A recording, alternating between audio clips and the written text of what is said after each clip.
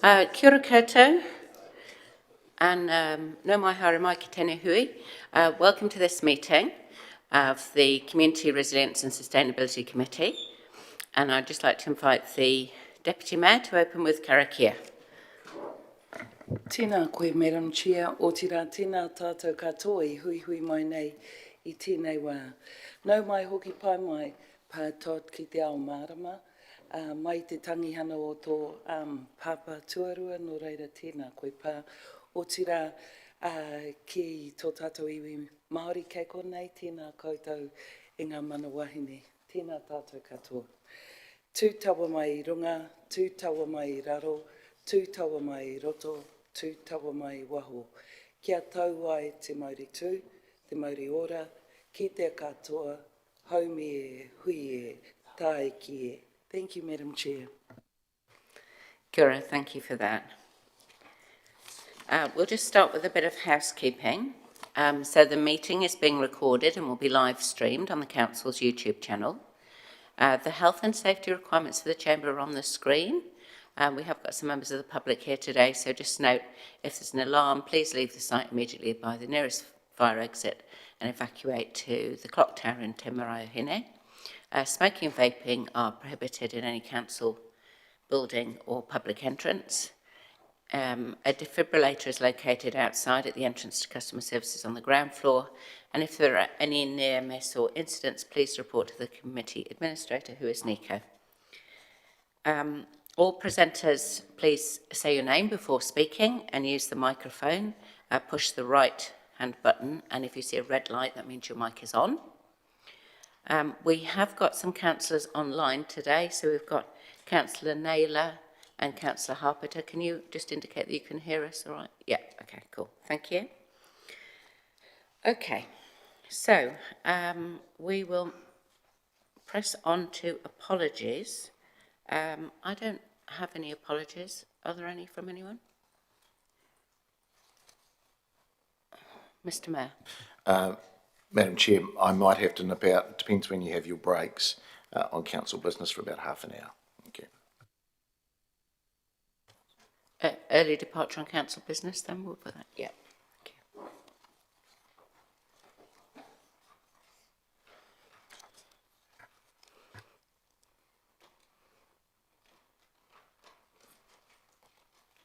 So I'm happy to move that we receive the apologies from the Mayor for early departure on council business, and Councillor Barrett will second that. If there's no comment, then we'll go straight to the vote.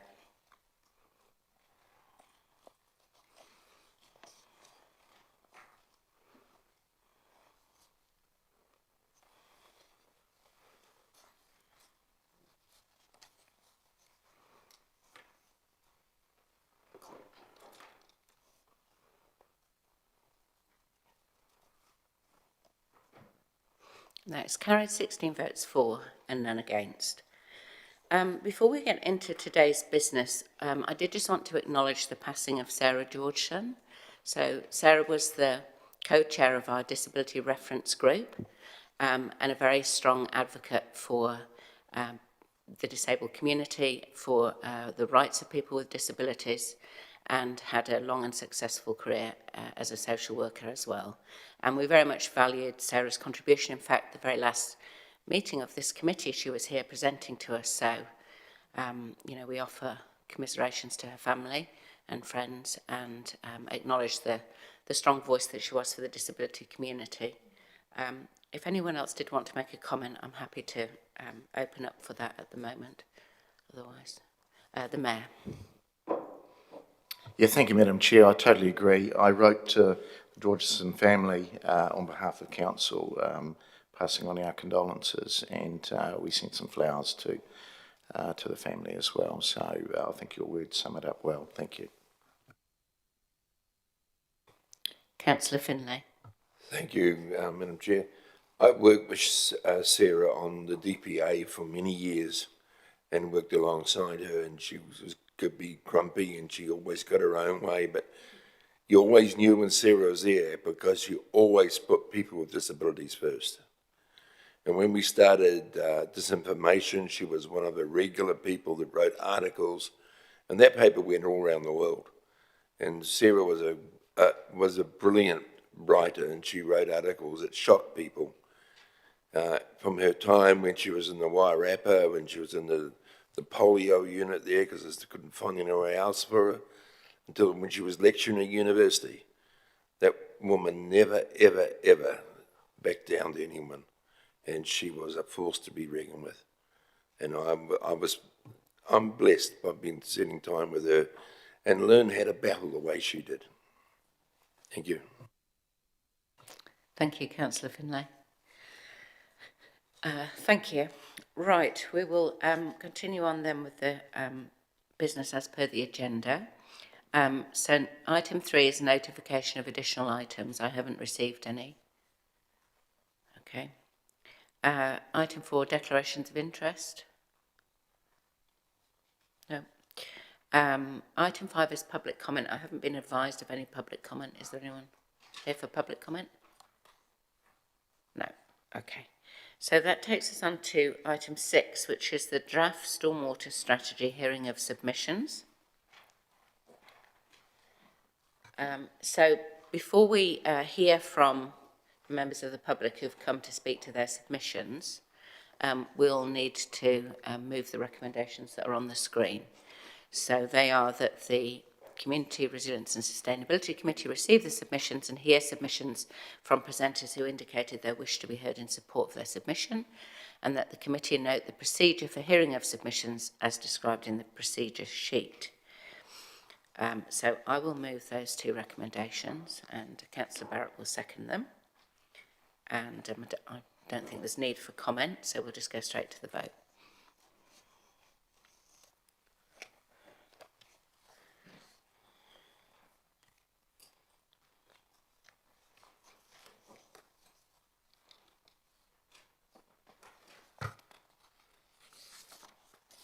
And that is carried, 16 votes for and none against.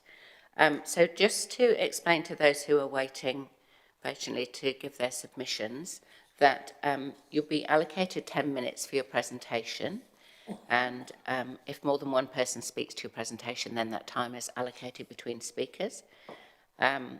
Just speak to the main points of your submission, and if you'd like to allow time for questions, then elected members may have questions to ask of you. And after the submissions, we will hear a paper from the officers on the summary of submissions, but there won't be any decisions made about the matter until future meetings. So hopefully the next committee meeting. So with that, hopefully that's all nice and clear. So I'll invite the first submitter, who is Kevin Judd, representing Resonant Consulting, to come down and make your submission, please. So because we've got people watching online and councillors online, it'll be important that you're using the microphone. So just bend it down until it's a comfortable position and turn it on. Thank you. You press the right hand button. Perfect. Thanks, Kevin, when you're ready. Good morning. My name is Kevin Judd, as you've been introduced. I'm the Managing Director of Resonant Consulting Limited. We provide surveying, land development, civil engineering and planning services in this region. On behalf of my company Resonant and our clients, I thank you for the opportunity to speak to our submission. For the record, we also support the submission from the Property Task Force who are following us. We wish to focus your attention on 4 matters. The first 3 points will include examples of council processes which need improvement. The first is the need for the new flood model to be completed. This is urgently required, and we fully support the stormwater strategy on this aspect.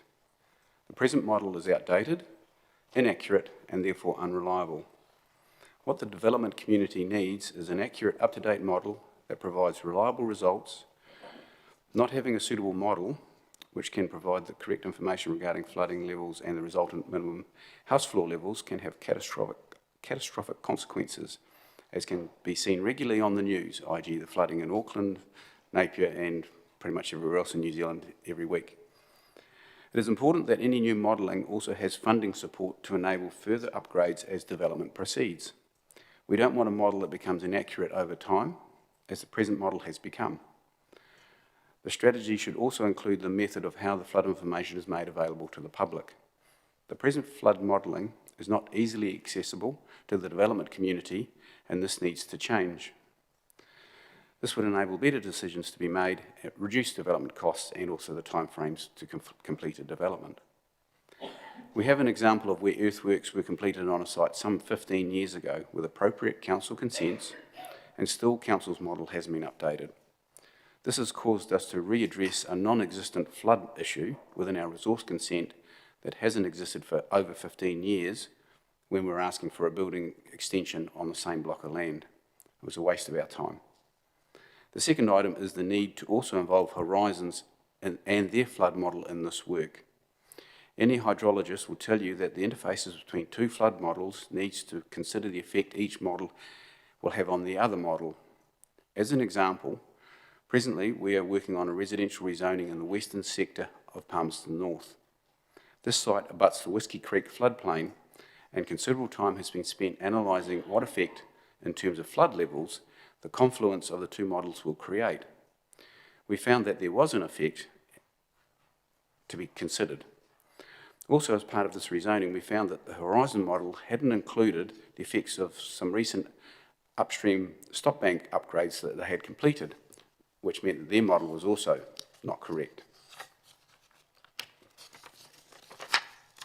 A second example of the need for Horizons and councils to work together on this strategy comes from a large greenfield subdivision we're doing in Palmerston North at the moment. For this development, council required stormwater attenuation so that hydraulic neutrality could be achieved. After completing a suitable design model which achieved the desired result, we approached Horizons for a discharge consent into the adjacent stream.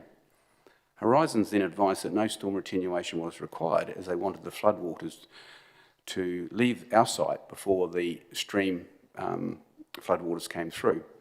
So in this situation, council required attenuation whilst Horizons did not, and it was a complete waste of clients' time and money.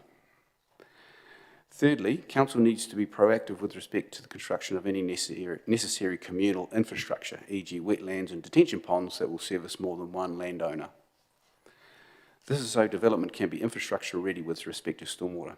As an example, in 2015, council rezoned a portion of the land between James Line and Stony Creek Road to residential. This is now known as the Whakarongo residential area. The bulk of this land required a significant stormwater detention structure, which I'm sure that most of the council will probably know where I'm talking about. Council's initial stance was this detention structure should be funded by the landowner, even though several upstream owners would benefit from it. Obviously, the landowner didn't find favour with that, but after a lengthy term, I think about 6 years it took, council finally decided they would be funding this structure, and the work has now been completed. The final matter is a series of rhetorical questions, and it's sort of along the lines of, how's the strategy, if approved, going to be implemented? Who's going to pay for the flood modelling? Will council allow additional funding for the model to be regularly updated? Will Horizons and Central District's Water be party to the strategy? Does council have any cost estimates on the work that might be needed? And I know I'm not asking for those questions to be answered, but I think there's a lot of information that we need to sort of gather before we complete the strategy. So in summary, we support the strategy. We request that flood modelling commences as soon as possible so that the development community and council can work with accurate information. Horizons and other downstream council neighbours will need to be party to this modelling as well. And we don't want any development delays caused by the strategy not being implemented. We also request that the council continues to engage with the development sector on the implementation of the strategy to ensure it's fit for purpose. Finally, we look forward to assisting council and its partners on progressing the strategy. Please be aware that significant financial input will be required. However, it will be money well spent. Thank you for your time. Thank you very much, Kevin. We do have time for a couple of questions. So first up, Councillor Barrett. Thanks, Madam Chair. Thanks, Kevin. Just wanted to pick up on your point around the model and making that publicly available. So can I be clear that in my understanding, you would like to see the model and its outputs be publicly available to the development community, to the community in general?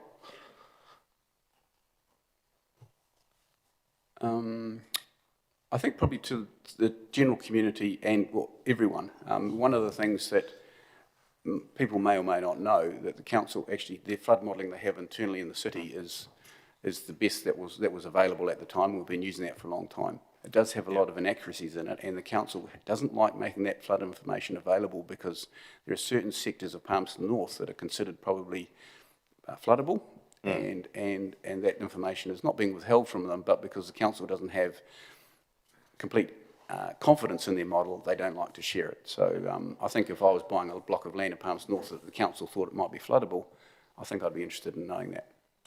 Thanks. And then can I take from that answer that the granularity of that model should be at the property level? I think it's going to have to get to that stage. Now, I understand that Plan Change I, which is the medium density plan changes, was notified. The decision was notified last week or earlier this week. I can't remember which. And in that is a stormwater component that some areas are significantly affected by stormwater, and certain aspects will need to be provided to council consent to get council consent to divide in those areas, to subdivide in those areas. Sorry. Trying to get that information from council is very difficult, and so from a granular perspective, it probably does need to be down to that level so that people can develop their land as necessary. And if that information is not provided, then it's very difficult for a 4-lot infill medium density development to pay for what would be a very, very significant model. Thank you, Kevin. Chair. Mr. Mayor. Thanks, Chair. Thanks, Kevin. I take it on, and I think you did say that you're supportive of an overall strategy, because there was quite a few shots fired there, but you are supportive of it. I don't know if there were shots fired. I think there was just examples where I think council's interface with horizons could be approved, and just other times when things haven't gone as smoothly as the developers would like. But I'm 100% behind supporting the strategy. It needs to happen. And I'm just alerting you to the fact that it's going to be a very expensive exercise, so be prepared to get a very big check out. So you're saying the future development strategy, all the work we've done there over 2 iterations, has been a waste of time? There's been quite a lot of work done already. No, I just as you're aware, we're doing a rezoning for the Manderson block at the moment. The cost we've had to incur from stormwater analysis on that one job has been very, very significant, and we're only talking one little part of Palmerston North. So if you're going to look at the medium density developments and do all the work that's necessary for that, you're going to be paying a lot in flood modelling, and then the consequences of it, upgrading pipes, buying properties perhaps to put stormwater detention in place to stop downstream events. Or not having development there. Well, that's the alternative, but it would seem silly to have created land where, in the medium density environment, that you're then signalling shouldn't be developed. So you say that our officers don't have correct information, Horizons hasn't done the work properly. Who's saying that? Is there an independent body? Is Engineering New Zealand saying that? Where's all that coming from? Because we get different information at times. I'm just trying to find out where the source of truth is. Bearing in mind you represent developers, which is fair enough, and we have, I suppose, regulators on the other side. Well, I guess to answer your question in 2 parts, the city council tell us that their model is inaccurate anyway. So I'm not telling you anything that the council doesn't tell us. So we are told that this information is as best as they've got. Okay. And the second part regarding the Horizons one is we did, as you're probably aware, we did the rezoning for the Matangi block, and part of that we had to fill in a bit of the floodplain, and we had to do a lot of modelling with respect to getting that rezoning through. When we were looking at that and looking at the council's Horizons model, they had built a stop bank some a kilometre downstream between Matangi rezoned land and the Gillespie's line and Gillespie's line. And the effect of that was to actually push the flood plain further towards the north and away from the Manderson block. Now the regional council hadn't updated their model, even though they knew they had built this brand new stock bank. They hadn't thought of doing it. And so it was only when we were detailing the Matangi rezoning and also the Manderson rezoning, we had to look at the flood path of Horizons in that area and change it. And that model has been agreed to by Horizons now. Yeah. Okay, I'm sorry, I'm going to have to cut okay, in we're there. going into We're detail. well over time. Yeah, Thank thank you you. very much, Kevin, for your submission. Thank you. It was a Appreciate pleasure. it. Okay, our next submitter is Phil Hindrup from the Property Task Force.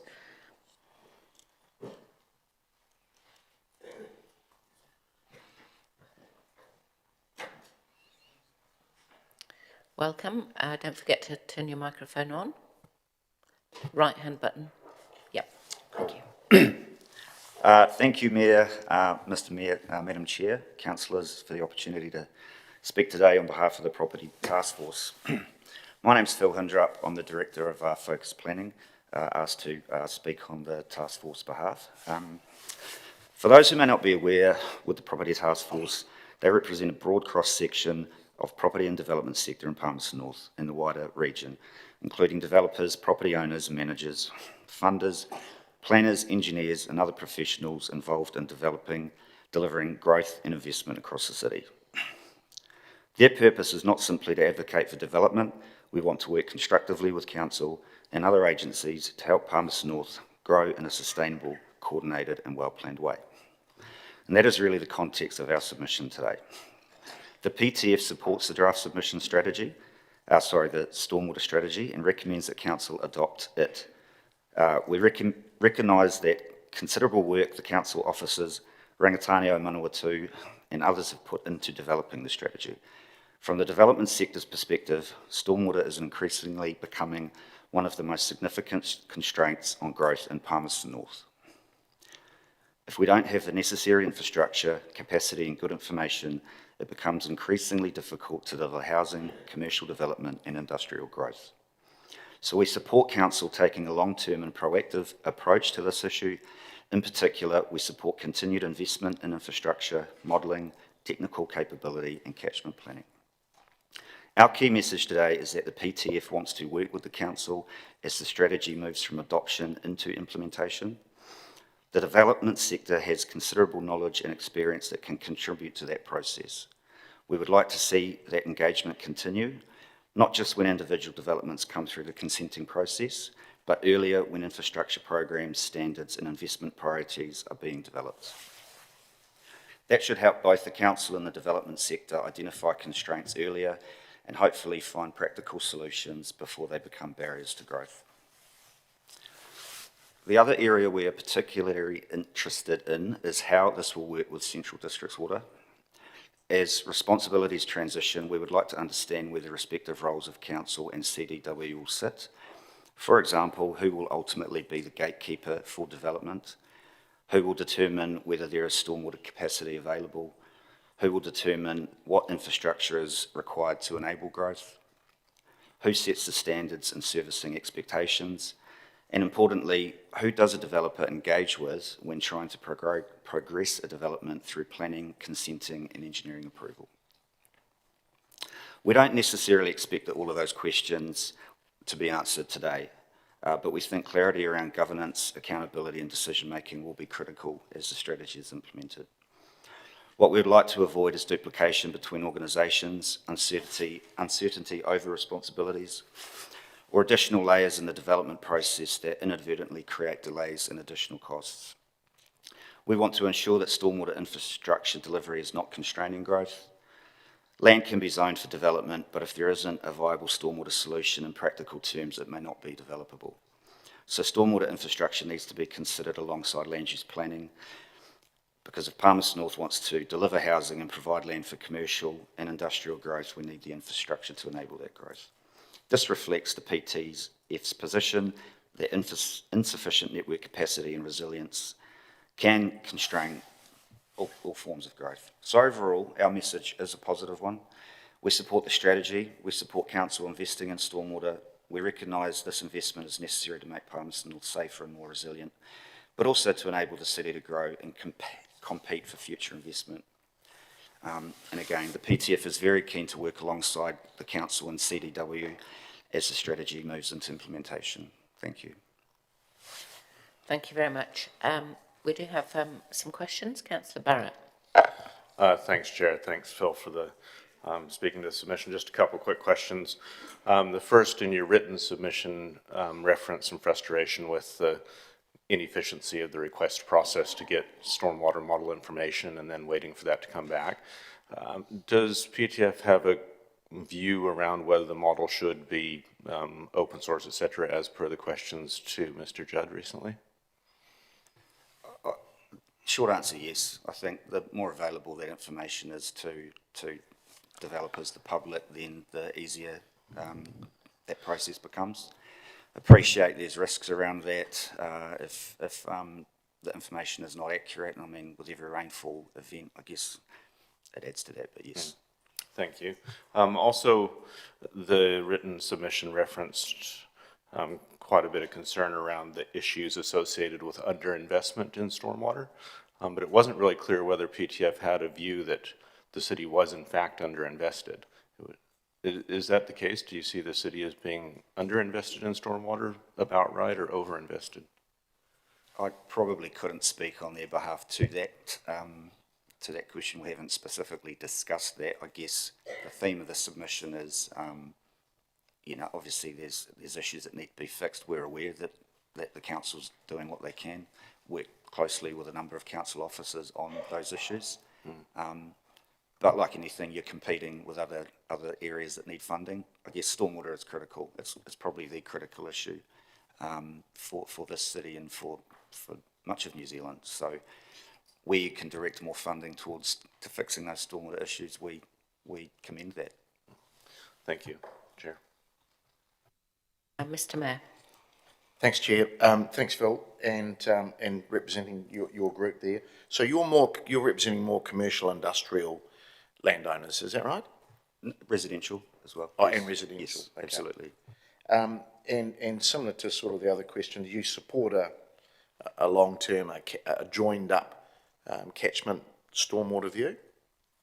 Yes, that's critical, I think, to understanding where the issues are and working together to resolve those issues. Yeah, and similar to what some other cities have done, Hamilton's an example where sort of an upstream wetlands stormwater catchment that caught that for the vast majority. Would that be something that you'd be supportive of, so that would enable some growth downstream of that? If it does enable growth, if it's the right solution, then absolutely. I think the members would be supportive of that. Okay, thank you. Thanks very much, Phil. That's the end of the question. So thank you for coming in and speaking to your submission. So next up we have Pauline Hiroti from Ora Connect and Mata Raumā from Te Tihi o Ruhini Whānau Ora Alliance. And I believe that you would both like to present together. Perfect.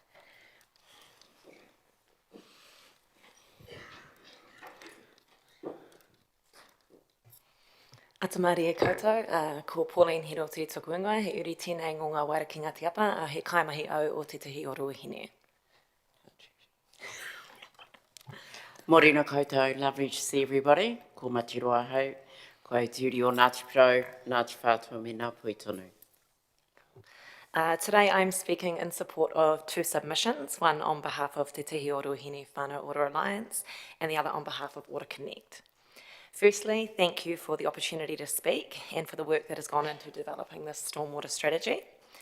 Both Te Tihi and Ora Connect strongly support the strategy and in particular support the decision to frame it through a whānau ora lens.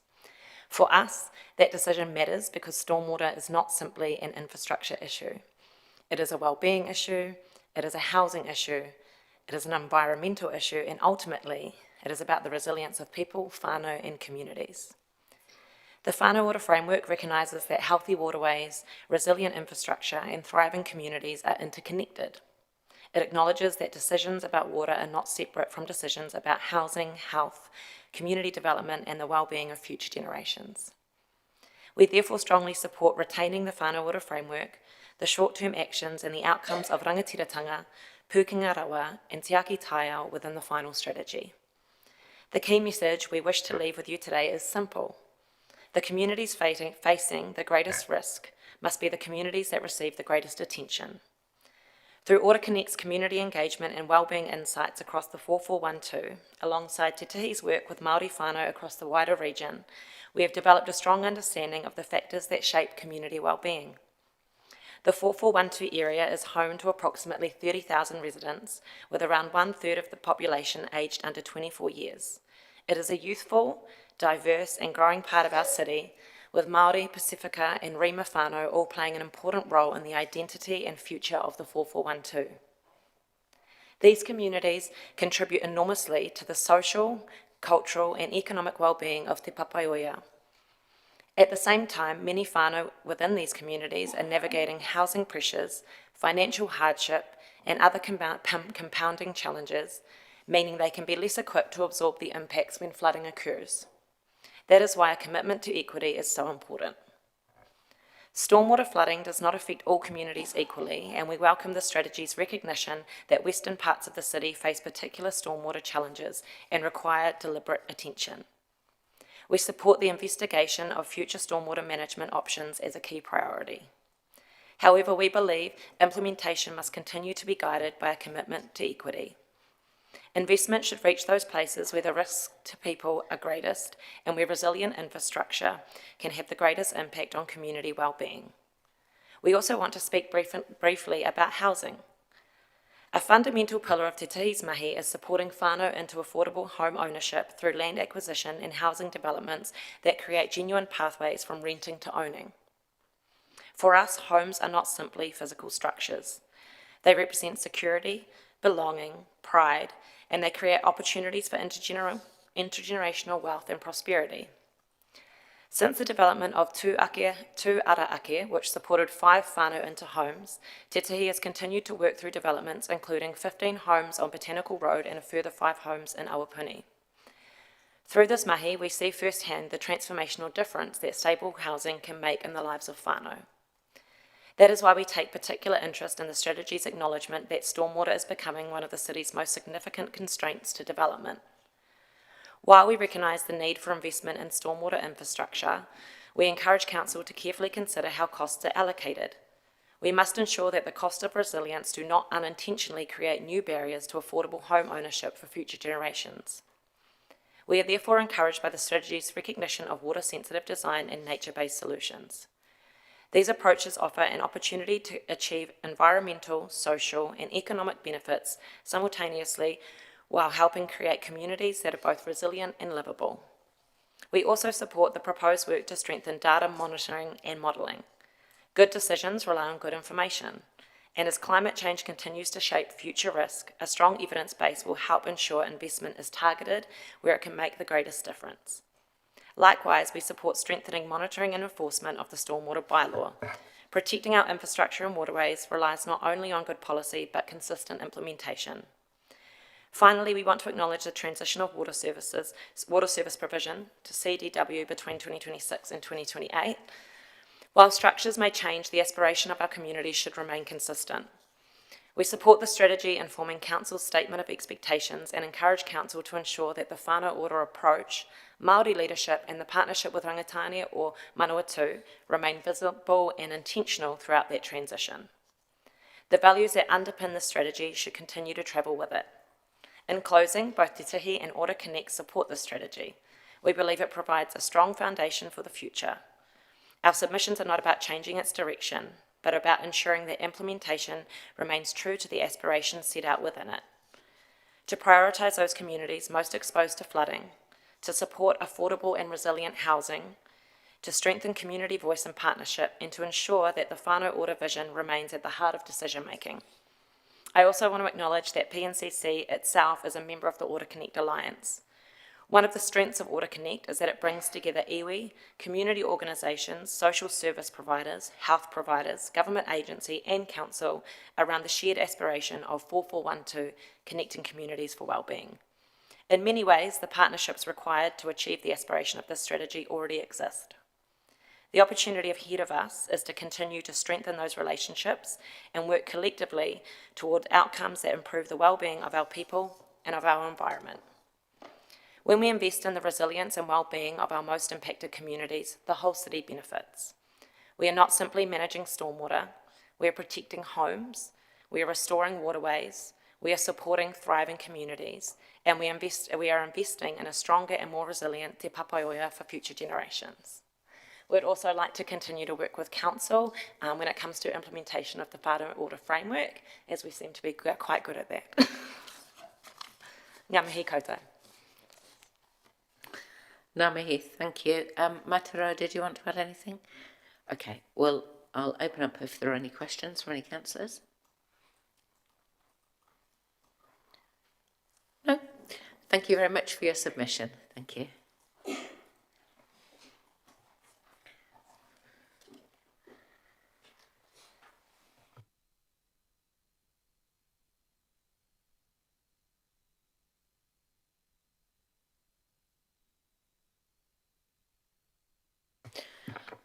Thank you.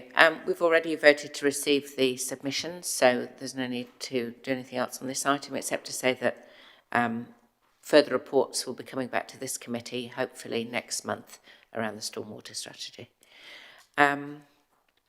So we'll move next to item 7, which is the summary submissions, and invite Hilary Webb and Jono Ferguson-Pye from Planning to present that to us.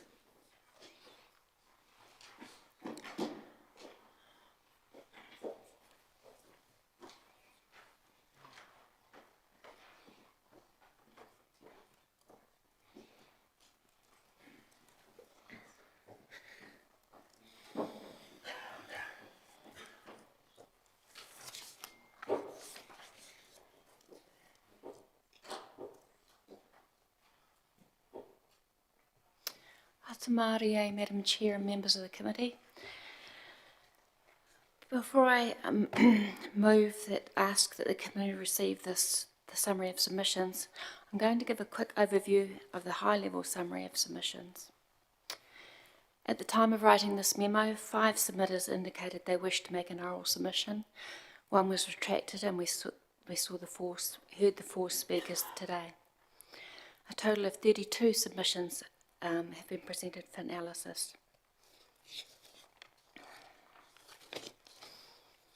Overall, there was a nice balance of submissions, noting that diversity of community voice is something that we aspire to and value in our consultation. Submissions added depth and nuance from lived experience of stormwater to the strategy. Submissions also provided clarity of where better communication is required for concepts such as MODI and around climate change and reform. Overall, submitters supported the strategy, and the majority of submissions agreed with the challenges that stormwater presents for the city and the priorities for action. There was strong support for the partnership approach to developing the strategy and for the whānau ora framing and outcomes. Both Rangitania Manawatu Settlement Trust and Te Aotearoa Environmental Centre, through their submissions, offered guidance to support interpretation and application of the whānau ora framework for the strategy. Please note that this memo is a high-level summary of submitters' points. It's not an interpretation of those points yet. Further work is necessary to fully analyse the submissions and the hearings we've heard today, and then present this analysis in the deliberations report. This process includes working closely with Central District's Water and Horizons, as well as staying across ongoing developments in the Taumata Arowai water regulation and ongoing legislation and policy reform.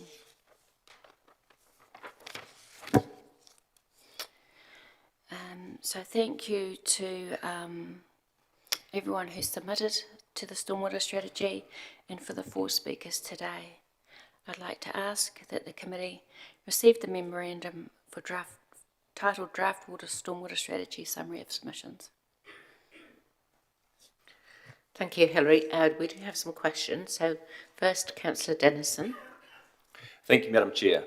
The inquiry that I just wanted to pursue was mentioned around the interface with the modelling of horizons with the cities.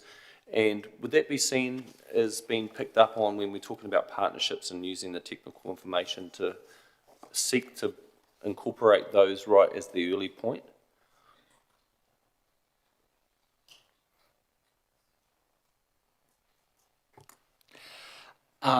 Yes, I think the strategy is really clear about the need to work with our partners in this space, in particular Horizon. So I think the focus of the strategy is to direct decision making towards better working together. I think it's obviously there's changes afoot with respect to local government reorganisation that may well play a part in facilitating better and more integrated working together. But I think a big focus of the strategy is actually to promote that broader working together with the key partners that feed into the decision making in this space. Can you see any barriers from achieving that outcome in the next short period from a city's point of view? Look, one of the things is obviously always resourcing, and the fact that both councils are currently having to respond to a broad breadth of reform. What I would say though is that and this is a report that I'll be bringing to council next week and talking to, is that our struggles with providing enough land for residential development in conjunction with plan stop has meant that we've had quite a number of private plan change applications, and one of the things that has done actually is make sure that ourselves and Horizons are working collaboratively when dealing with those private plan changes. So what I would say is that certainly in the last 6 months, and if I look at the coming 12 months in terms of the number of plan change applications we will receive and have to work collaboratively with Horizons in the stormwater space, I think we'll be forced to have further conversations and joined up thinking, decision making, especially around this table when those plan changes come up for hearing and consideration by the panel.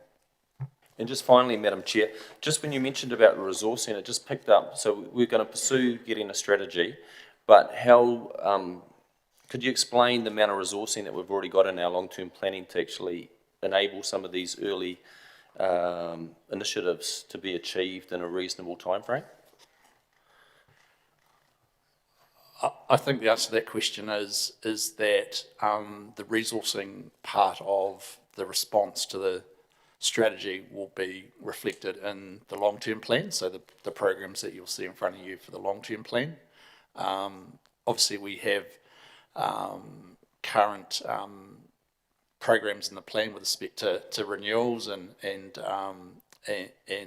growth, but when we look at the level of investment that some of these plan changes are indicating is required, we will definitely be having to develop programs for the next LTP for your consideration that deals with some of that shortfall. Thank you. Thank you, Madam Chair. I'll go online now to Councillor Harpeter. Thanks, Madam Chair. Sorry, just one question around the challenges of living with stormwater. You talk about 7 different views that came of the challenges. They're quite different views there, and I just wondered in the report that will come back to us, will you outline those in more depth and talk through the different challenges, because that's quite a big section there. Certainly, I will address submitters' points in the deliberations report, and that will include developing each of those 7 challenges and the different perspectives that were brought to bear on those. Because we can't come to a conclusion that everyone's going to agree with those 7 challenges. Would you agree? I thank you. I'll take your point. Okay. Thanks, Madam Chair. Thank you. The Mayor. Thanks, Madam Chair. Look, thanks, team, for the memorandum. Obviously, more work's to be done, But just hearing some of the submitters, especially the earlier ones, was quite a lot of criticism around outdated modelling of both the city and the regional council work plans, and that our officers had actively told the development community that things didn't add up.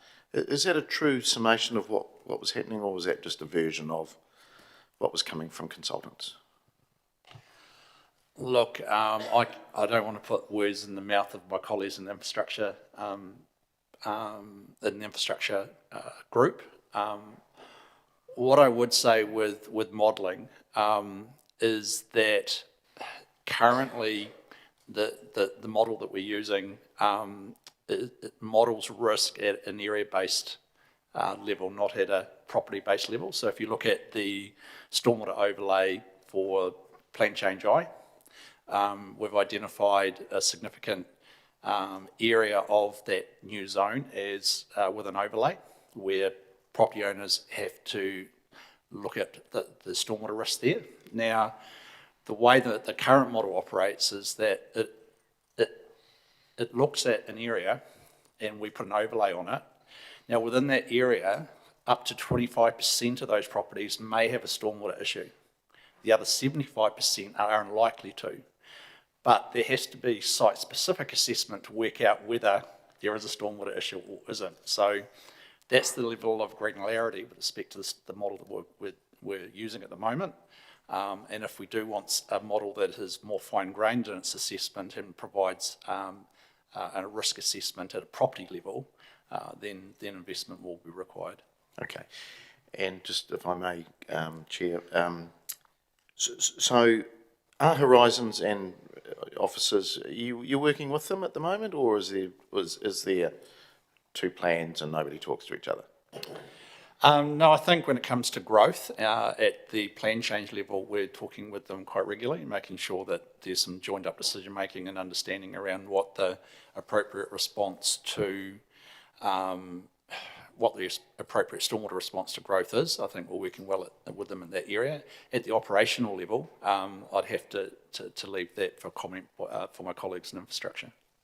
Okay, and my final question, like Councillor Dennison, the work and resourcing required, and look, it's been signalled in the FDS, is around completing a proper stormwater strategy, is that right? And building on the work that we've already got, or are we starting again a little bit?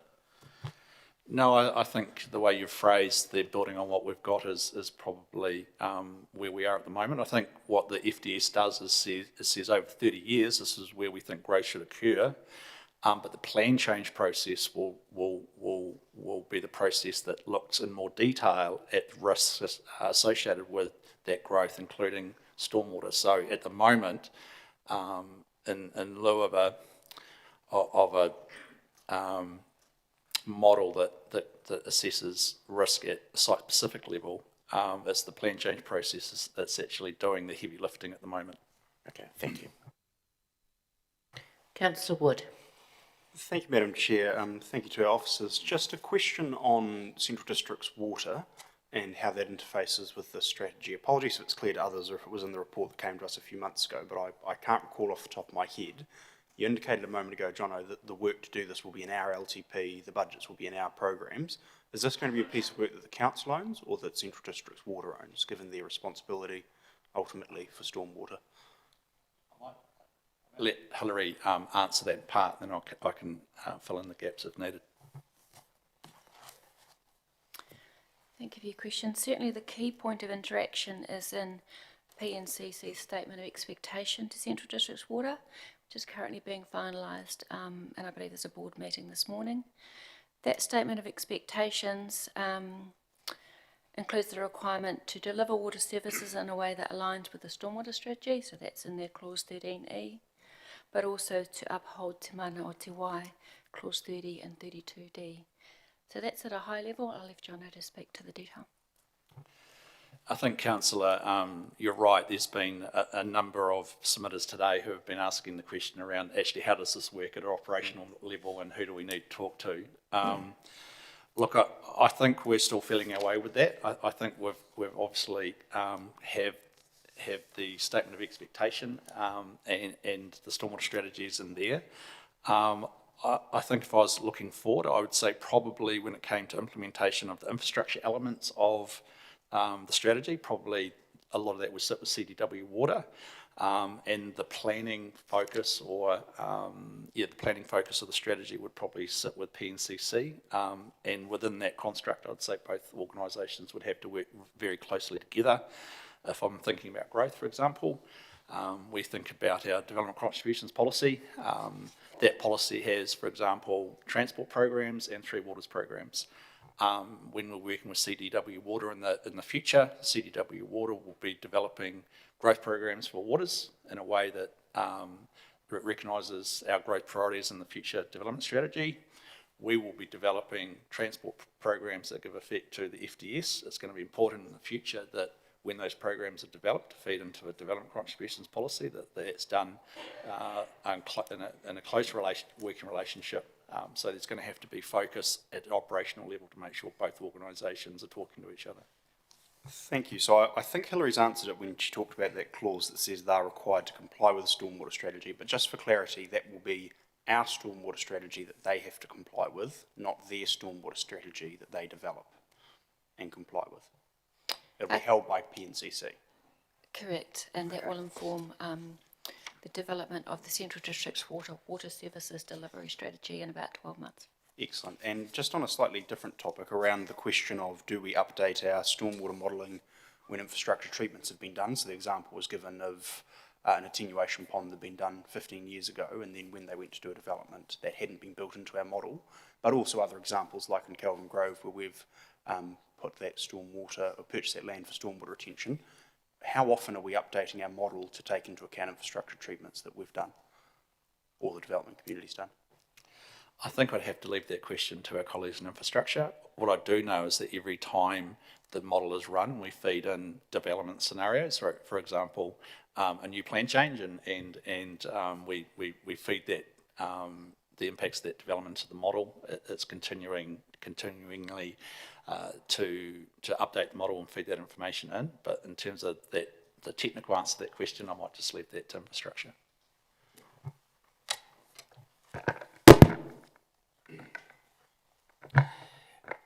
Glenn O'Connor, Acting General Manager Infrastructure. Councillors will take that on notice and provide an answer with the exact details rather than giving incorrect information. Thank you very much, Madam Chair. Thank you. Councillor Barrett. Thank you, Chair. Kia ora koutou. Thank you, Hillary and Jono. Just wanted to pick up on the points made in submissions and in the questions around not only updating the model, but the open access desire that at least some in the community have.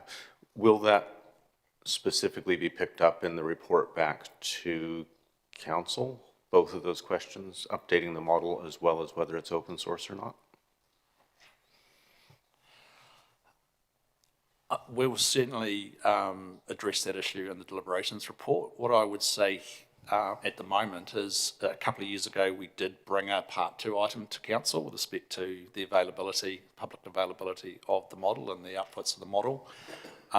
We're certainly happy to bring that report back to council and have another conversation about that. Happy to take direction from councillors on that issue. Great, thank you. The Mayor. Sorry to come back in. Just finally around that confusion around CDW and what we do and they do. Would it be simple to say they're the doers, i.e. they build the infrastructure, this is CDW, build the infrastructure, they do the operational of it, and we are the council, the unitary would be the strategy, the planners, the consenters, would that be right?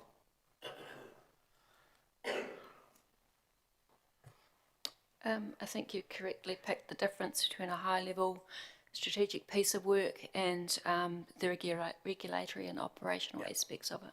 Yeah, okay. Yeah, probably just to add to that, Mr. Mayor,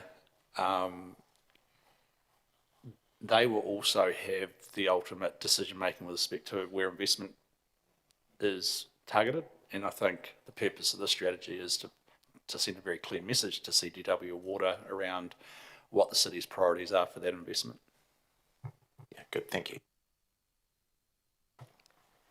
Thank you. That's the end of the question, so thanks very much, Hilary and Jono. So I will move that the committee receive the memorandum entitled Stormwater Strategy, Summary of Submissions, presented to the committee on the 19th of August 2026, and Councillor Barrett will second that. I'll open up for any comments, but just keep them on the topic of the summary of submissions rather than the stormwater strategy itself.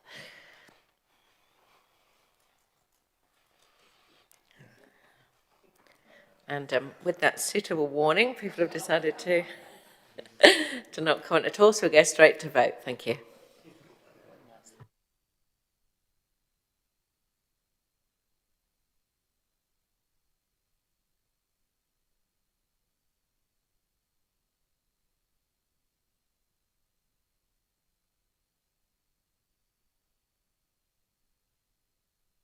And that is carried, 16 votes for and none against. Now, councillors, we are going to do the minutes and hopefully the Bill Brown Park item before morning tea. And then the plan is to have a morning tea and to come back at 10:30 for the submitters on the Butterfly Compassion Community lease. So we will just go to the minutes.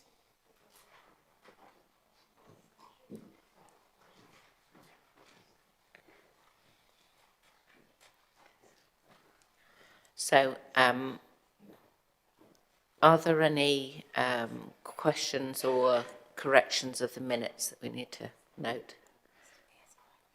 Oh. Mr. Mayor. Sorry, Chair. Look, the minutes there of the 10th of June, I was actually present. It says here I was an apology, yet I voted on just about everyone. Yeah. Thank you. Thank you. I'm sure we can check the tape and make sure that that was the case. Any other comments? Do I need to put as amended? Yeah. Yeah, okay.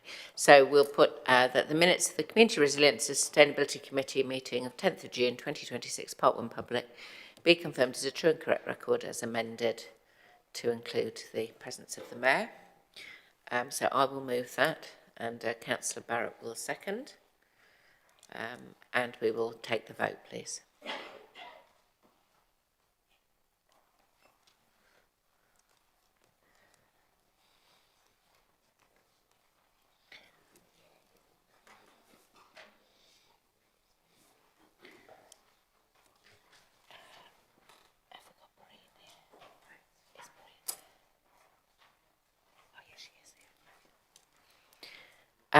Okay, that is carried, 14 votes for and 2 abstentions. Thank you. So we'll move on to item 11, which is the Bill Brown Park proposal to grant easement to Powerco deliberations report, and I'll invite Perrine Green, property officer, to present. Thank you.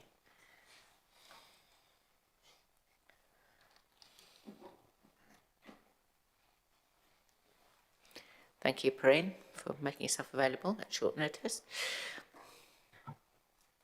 Right hand button. Yep, thank you. Morning, councillors, Mr Mayor, Madam Chair. This report outlines that there were no submissions received during the consultation period. Just to highlight, the purpose of this easement is to enable the development of the Pacifica upgrade and also the Kia Toa Club rooms. Happy to take any questions. Thank you, Perrine. Are there any questions? Mr Mayor. So, thanks, Chair. Sorry, is it so a new transformer goes into that, and we're not voting. Do we have to vote on anything around some money for a transformer, or is this just the easement? Just the easement, right. Just for information. So we are carrying out the capital works as part of the project. Powerco is contributing 50% to the cost. Sorry, how much? 50%. Okay. I don't have the total on me. I think it was in the original report. Kia Toa is contributing 25% and council is contributing 25%, which has been within the budget of the development. Okay. That's for the transformer? Yes. Okay, that's good to know. Thank you. No further questions, Perrine, so thank you very much. Oh, sorry, did you have a question, Bonnie? Sorry, I'm sorry, Perrine. Councillor Carew had a question. I didn't think she was in the queue. Thank you. I'm just wondering what happens to the old transformer? There is a transformer in the road reserve that will remain. However, this transformer will meet the needs and will continue. So both transformers will be operational. Okay, thank you. Okay, thank you, Perrine. So I will move that the committee grant an easement at Billbrand Park, Havelock Avenue, Palmerston North to Powerco to convey electricity in accordance with Section 48 of the Reserves Act 1977, and that the committee note that the land area affected by the easement for Powerco is described as Lot 1 DP 40097. And Councillor Barrett will second that. I'll open it up for any comment, but this is really quite an administrational item. Councillors.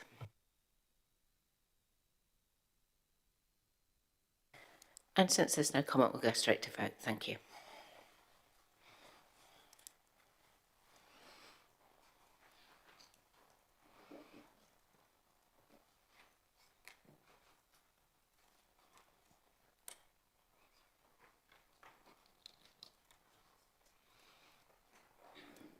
And that is carried, 15 votes for and none against. Thank you.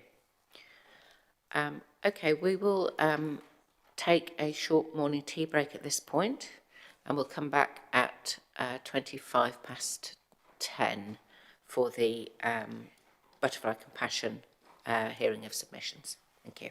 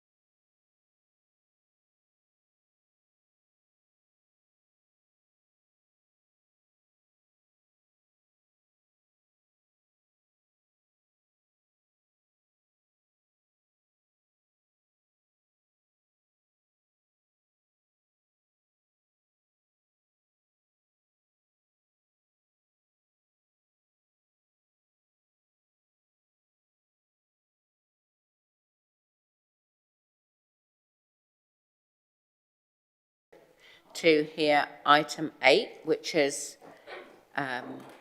submissions on the Butterfly Compassion Community proposed community lease.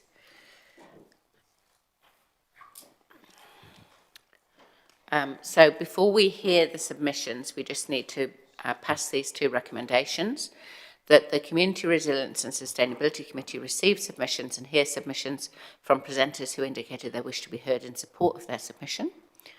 How many times can you get the word submission in a sentence? That the committee note the procedure for hearing of submissions as described in the procedure sheet. So I will move that, and Councillor Bowen will second that, and we will vote, please.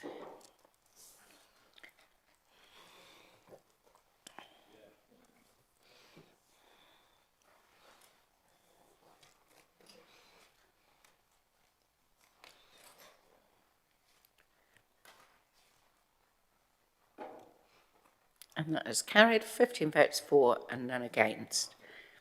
Now, in terms of the submitters, elected members, just to update you, Across will now not be speaking to their submission, and neither will Manawatu Tenants Union. So we've only got 4 submitters speaking today, not 6. So just for those who are making submissions, just to note that you'll have 10 minutes to make your submission.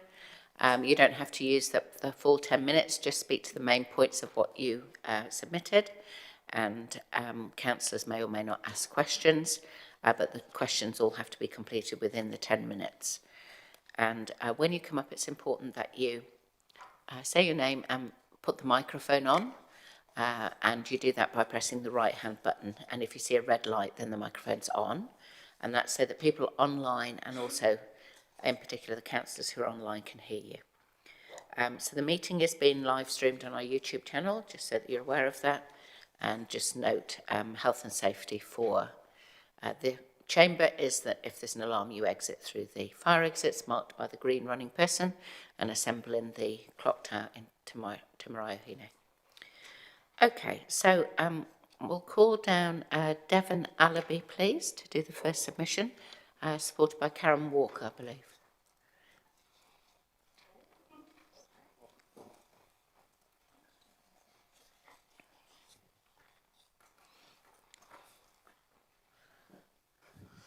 Morena, Mr Mayor, Chairperson Lorna, and all the other councillors. My name is Devon. I'm 16 years old, and while I should probably be doing my schoolwork right now, I am privileged enough to be here today fighting for something I genuinely believe is right. There are children in this community who struggle to attend school because their families simply cannot afford the clothing that they require, the shoes and the food, and all the stationery and books. There are parents who are trying to find work, but may not have suitable clothing and shoes to be able to present themselves nicely to apply for a job, as that does play a pretty big part in being hired. And these families are people that have to choose between buying essentials or putting food on the table. And putting food on the table is usually what normally comes first. So you need food to survive. These might seem like small things to some people, but when you're already struggling, something as simple as a pair of shoes, a jacket, some clothing, and basic household items and bedding can make a huge difference to the families that Butterfly Compassion Community support. And this is where they make such an incredible difference. Butterfly Compassion Community has done over 1,300 requests so far this year. They are on track to double the amount of requests they did last year. And they work with over 60 service organisations in the Manawatu and surrounding areas. They provide essential donated goods and some purchased goods to people who need them completely free of charge, with absolutely no questions asked to them. But to me, Butterfly Compassion Community is so much more than those numbers. They provide people with items that they need. They provide people with a volunteering opportunity for anyone and everyone who wants to volunteer. And I've personally seen the work that they do in supporting others through books, clothing, toys, linen, kitchenware, all sorts. And I've also seen how Butterfly Compassion Community works aside all these service organisations in the Manawatu, like our hospitals, our social services, the prisons, probation officers. Every service organisation usually has something to do with BCC. And something else that is important about BCC is the community in it. People from all backgrounds are able to come together and volunteer. It gives people a sense of purpose, an opportunity to contribute, to meet others, and to feel they belong. It shows that everyone has something valuable to give back to their community. This is why I struggle to see Butterfly Compassion Community as simply another organisation occupying a building. It is a community service, and therefore they should be able to be on a community lease. It helps families, it helps children, it helps older people, it helps vulnerable people, it supports other charities and community organisations, and it gives people the opportunity to help one another. It also prevents perfectly usable items from ending up in waste. Instead of clothing, furniture, books, toys, and household goods being thrown away, they are given another purpose, another chance to help someone. And all of this is being done by a group of volunteers and supporters who give their time because they care about their community. And I believe that matters when we consider what kind of lease this organisation should have. A commercial lease makes sense for a business operating to generate profit. But Butterfly Compassion Community isn't doing that. They aren't here to make money, they support. And they are here to support anyone and everyone in our community. Every dollar that they spend on a lease, because I'd assume they're spending quite a few thousand, tens of thousands on a lease to occupy this building.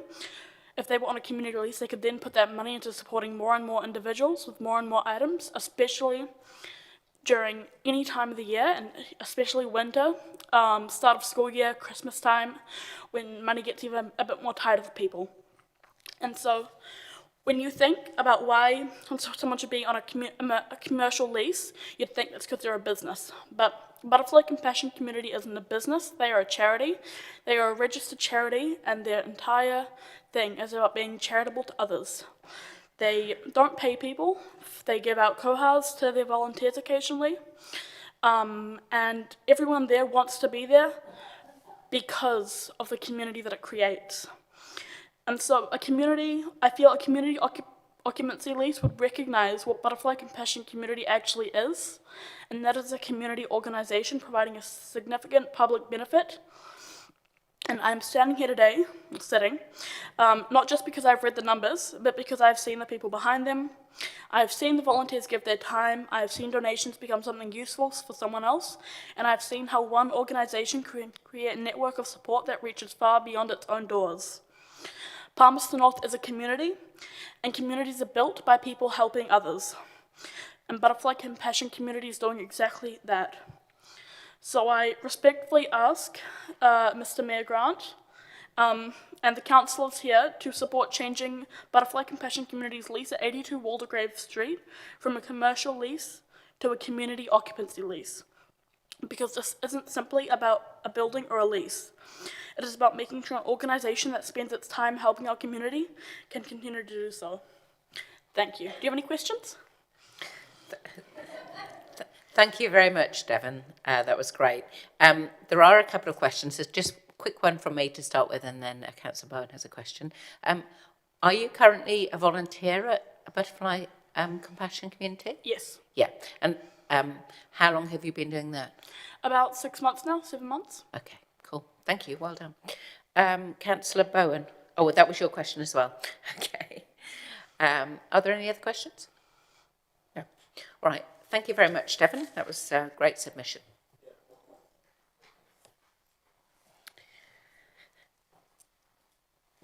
Right. Next up, we have Jodie Parker. Now, Jodie's not representing Start Youth Services. She's speaking on her own behalf, I believe. Submission number 233, councillors.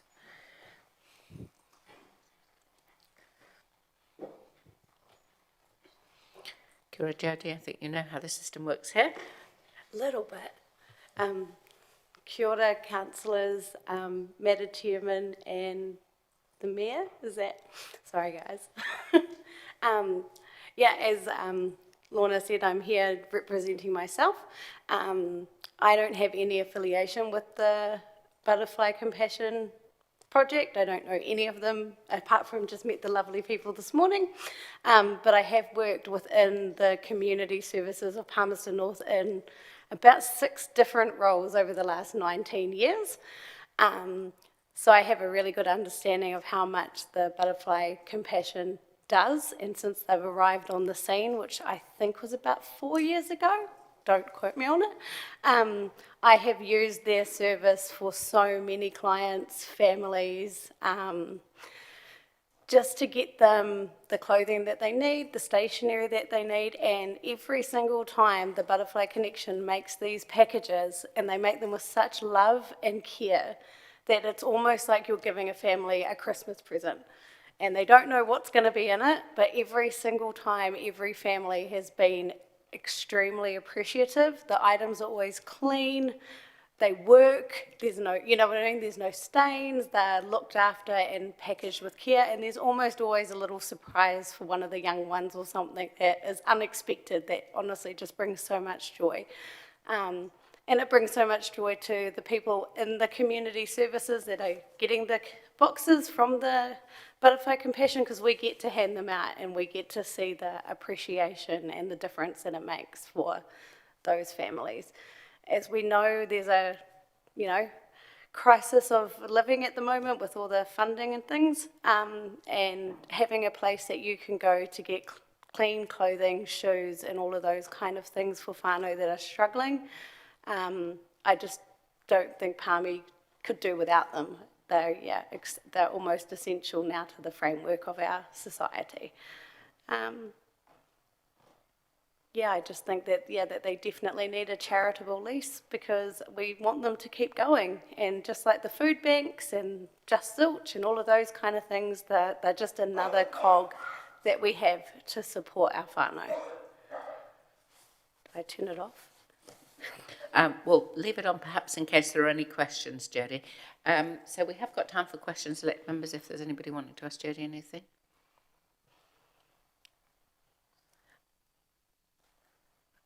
I'm just interested myself to understand how it works from an organisational point of view. So you put in a request, do you, for a particular client? Yeah. Yeah. So we'll have a whānau that we might be working with, and they might bring up that one of their struggles is that they don't have any clothing for the kids, or they don't have clothing for themselves. So we just flick off an email to the Butterfly Compassion with the person's first name, and then just what they need, like whether they need clothes for a 16-year-old girl and she's a size whatever it is. So we just basically do a list of the different things that the whānau needs, and the Butterfly Compassion generally just replies to the email and says, thank you for your request, it'll be ready at this time on this day, and then we go and pick up either 1 package or 10 packages or however many boxes, and then we can take them off to the family. We also can tell the family that they can go and collect it if they have the means. A lot of the time they don't, but yeah, they can also go and say, hey, I'm here, I'm Jodie, and the boxes will all be there for them. Awesome. Thank you. Councillor Kuru.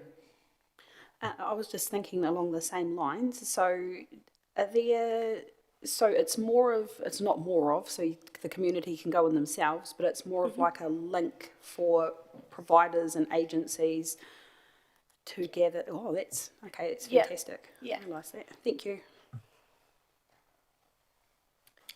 That seems to be it for questions. So thank you very much for taking the time to come in and speak to your submission, Jodie. Cool. Thank you. Kura. Okay. The next submitter is Parole Council, and that is submission 254. So welcome, Parole.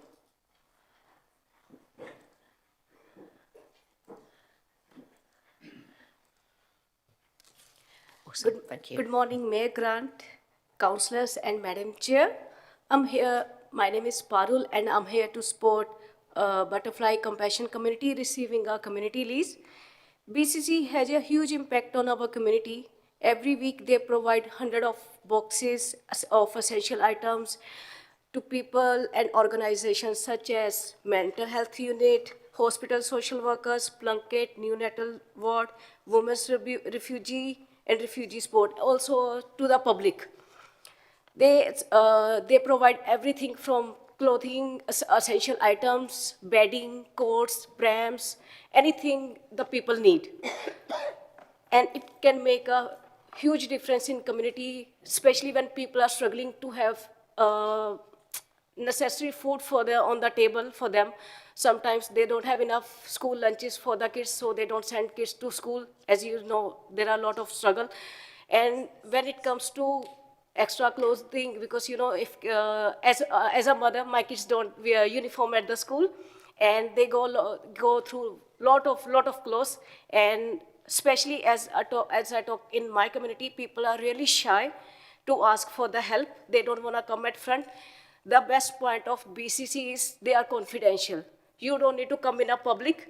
You can just email them, or they have a link. You can request a box up there, whatever you need, toothpaste, toothbrush, soap, whatever you need. Even they are so generous. I'm a volunteer there. I'm a crafter there. I'm their regular shopper as well. So whatever you need, they go just out of their way. They buy from the supermarkets. If they don't have enough donations for that particular thing, they go, they have their one lady, Annie, very lovely lady. She's handling all the shopping things. So she go everywhere, she buy the stuff for the people. They just don't say, oh, sorry, we don't have, we can't give you. They try, they're out of way. And the other thing is, the struggling part is, their shop is really cheap. If you go to Kmart, at least you have to spend $15 to $20 for one piece of clothing. But at BCC, sometimes you will get the clothes in $1, brand new with tags. And people think they are getting too much money from the shop, but actually they're not. Even sometimes, as my personal experience, I would like to share. One time I was learning how to do box up with the other lady. And that request for a guy who came from prison. And they requested for the trousers, jerseys, as he had nothing, not even single pair of clothing suitable.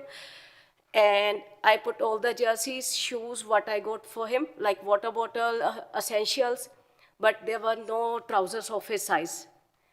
And I asked my colleague, should I complete the box? But I don't have any trouser available here. And she said no. She called Annie and gave his size, and they went to warehouse and spent $90 on 3 trousers. And you can imagine, if we are selling one pair of clothes in $1, how we can earn $90 in one day. So I think BCC is not just the charity organization, it's a bunch of kind-hearted people. They are not only giving their time, they are giving their effort, their love, like everything to complete the books. I know there are, Palmy is really, we are very lucky that we are in Palmy, because Palmy is full of charity organizations. But as I said in my submission, what BCCs do, no one can do. So I think, yeah, they really deserve the community lease, because if they get that community lease, they can spend that money on like lot of people, because if they are not only helping the organizations, it's the public. They can ask. One of my friend, she's really struggling financially. She got a baby in March, and she was so worried. She was literally crying that she have not prepared for baby. She had nothing with her, no coat or nothing. And I explained to BCC. They gave her everything. Now her baby is 5 months old, but I don't think she spent even 1 cent on her clothes. And that makes huge difference in everyone's life. So that's really my point of view. Thank you so much, and I'm happy to answer any questions. Thank you so much, Parul. That's a very strong submission there. Do you think that council should be doing anything else other than the community lease reduction, or do you think that that's sufficient support? Sorry, I didn't get your question.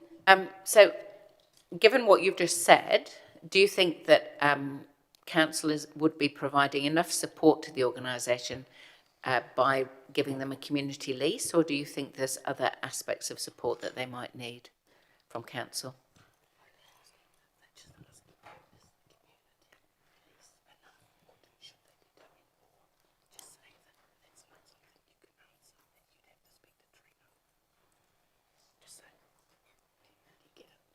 Oh, okay. I think I should ask Trina about what they want.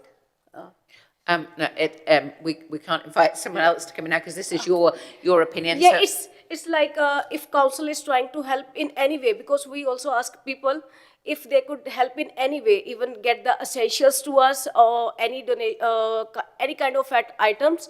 So if you get, this is the first step. If we get a community lease from the council, that makes a huge help for the BCC, because as I told you, with the BCC shop, we are not earning much that we can help people. Sometimes we can only get $10 a day from the shop, but if we get the community list, that would be really great. But if you can in any other way to the BCC, that's also helpful. thank you so much. I don't think there are any other questions, so thank you so much for coming in today and speaking to your submission.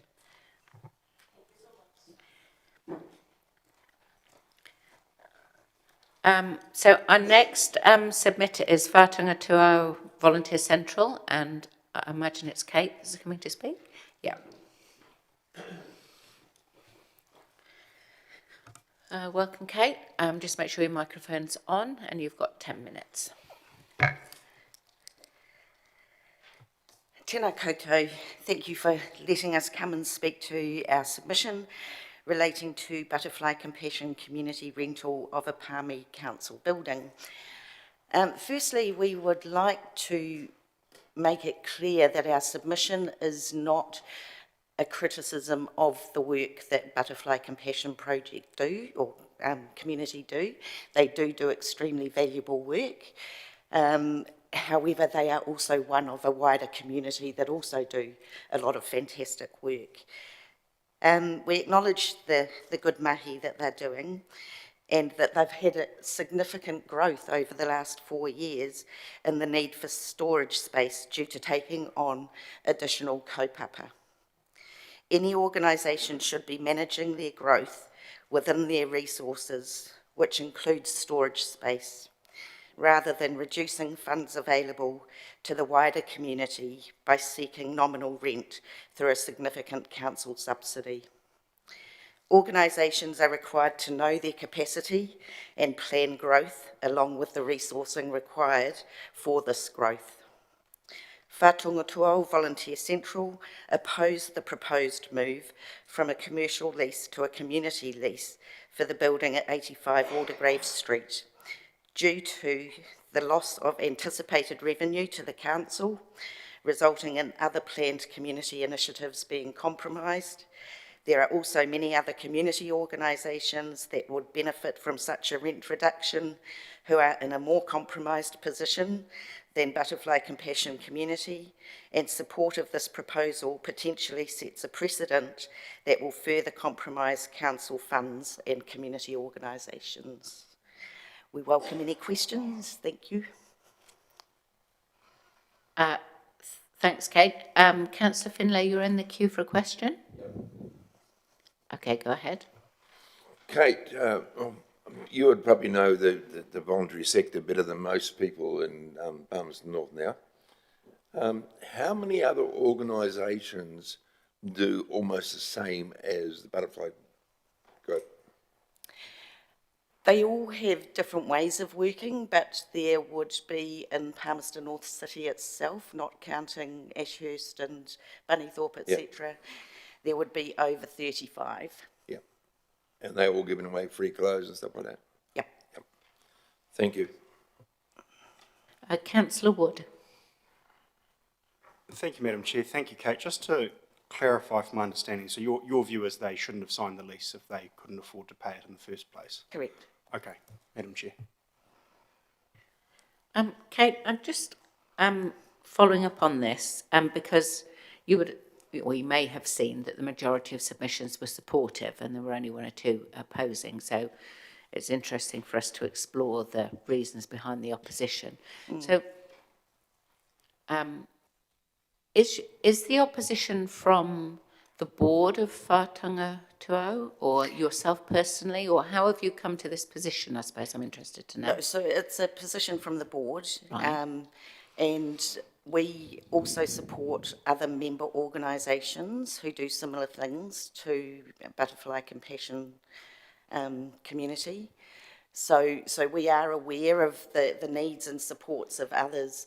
As I said at the beginning, this isn't about knocking the mahi that Butterfly Compassion community are doing.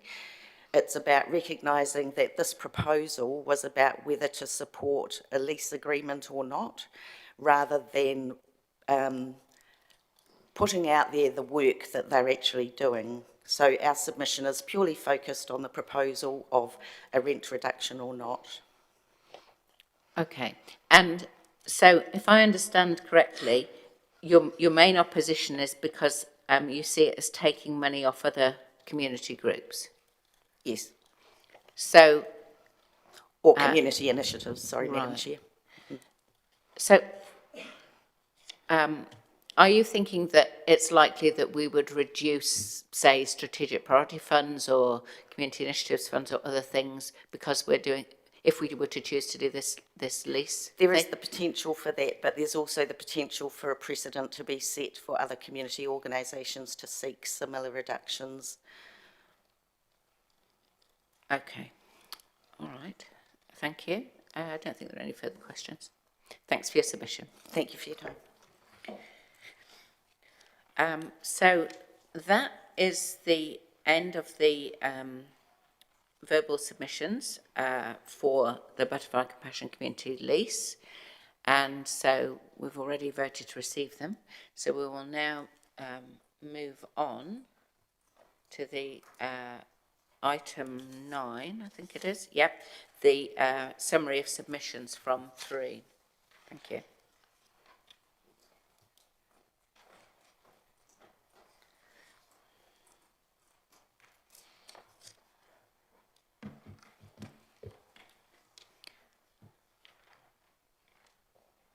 Preen, could you just turn the other microphone off, or we'll just use one of them. They don't both need to be on, otherwise there'll be an echo. So you need to turn yours back on. Yeah, thank you. Morning again. Preen Green, Property Officer. I just want to acknowledge all those that submitted on the consultation and those who spoke to their submissions today. This report provides a summary of the submissions received during the consultation period for the proposal of the community occupancy for Butterfly Compassion Community following the previous report presented in May. A subsequent deliberations report will be presented in September, which will include a decision on any changes to the current lease arrangement. In addition, that report will include officer response to the matters raised in the submissions outlined in the report and those new matters raised in the hearings today. Happy to take any questions. Thank you, Preen. I did just have one question. We received quite a lot of submissions on this, over 300, I think, just looking for the exact figure. Is that unusual to get this many submissions on a lease? I think there has been one other occasion where I've seen quite a substantial amount. It would be considered that there is a fair number of submissions in relation to a lease. Okay, thank you. Right, Councillor Carew. I've just got a couple of questions. I think I can ask you these. I was just wondering where the majority of people come from that access the service. Would you be able to answer that? I wouldn't be able to answer that, sorry. Okay. I don't have that information. That's all right, I'll send it through Helpline. I've got a couple of questions like that. Thank you. Yeah, I think if there are questions about the service itself, you might need to direct those to Butterfly Compassion, because the office is just answering questions on the submissions. Thank you. Councillor Zabellin. Thanks, Madam Chair. Just on one of the points that was raised today about other community organisations that do similar work, and there was a number put on that. I just wondered if in the deliberations report you could pick up on that and clarify if we know how many of those organisations are in council facilities versus commercial or otherwise. I will include that in the report. Thank you, that'd be very helpful. Thanks, Madam Chair. Thank you. That seems to be the end of the questions, Breen. Thank you. So I'm happy to move that we receive the report entitled, oh, sorry, we've got questions online. Sorry. Thank you. Didn't notice those. Sorry, Breen, stay where you are. Councillor Harper, I believe.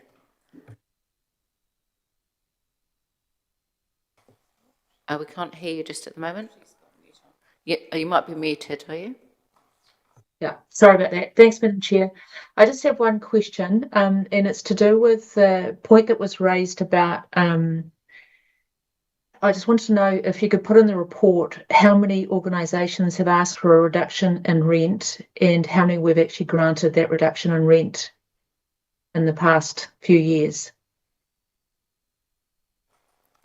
I can answer that now.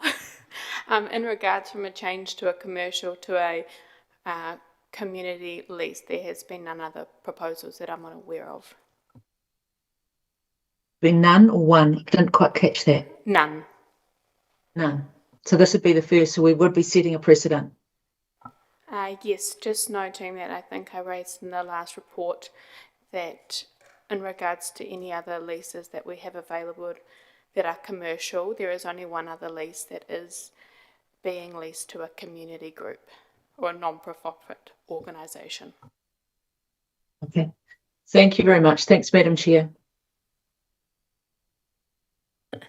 Deputy Mayor. Thank you, Madam Chair. Thank you, Breen. Just a query. When we have, when council have people come and ask about the availability of a premises and we know that they're a charity or doing charitable work, is the process to alert them or advise them that there are different leases that we have available? Yes, just to note, I did mention this previously, that it was some sort of an oversight from, I think there was a bit of a transition with officers at the time that we were marketing the property and that it was not raised with the tenants at the time. Sorry, Madam Chair, I clicked off earlier. So how can we ensure that that won't happen again? Is there provision in place to mitigate that issue arising again? Sorry, just before Preen answers that, Deputy Mayor, I think these are questions that might, they don't really relate to the summary of submissions. They might be better asked during the deliberations report, perhaps. Thank you, Madam Chair. Thank you. Thank you. If that's okay, Preen. Thank you. Thanks for your presentation. Okay, so I'll move that the committee receive the report entitled Butterfly Compassion Community 82 Waldegrove Street Community Occupancy Proposal, Summary of Submissions presented on 19th of August 2026, and look for a seconder, Councillor Dennison. And I will open up for comment, but as I say, if we can keep the comment on the summary of submissions, please.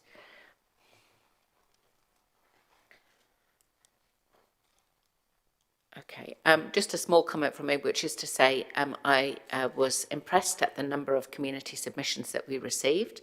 Over 300 is a large number to get on a lease. Sometimes we get none.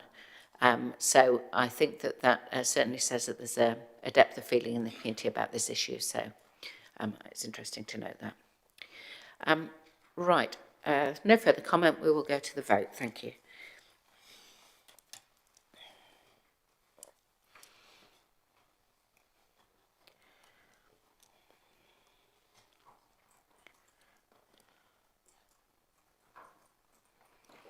And that is carried, 16 votes for and none against. So just for those who are here from Butterfly Compassion for this item, a report will come back probably to the next committee. It's called the deliberations report, which will be when a decision will be made on the lease. Thank you. Right. Okay, our next item is item 12, which is the property governance review. Sorry, it's not item 12, beg your pardon. It's item 7. Oh no, it is item 12, sorry. My computer's playing up. And so we'll invite Glenn Bunny, Manager of Property and Project Management Office, to come down and present.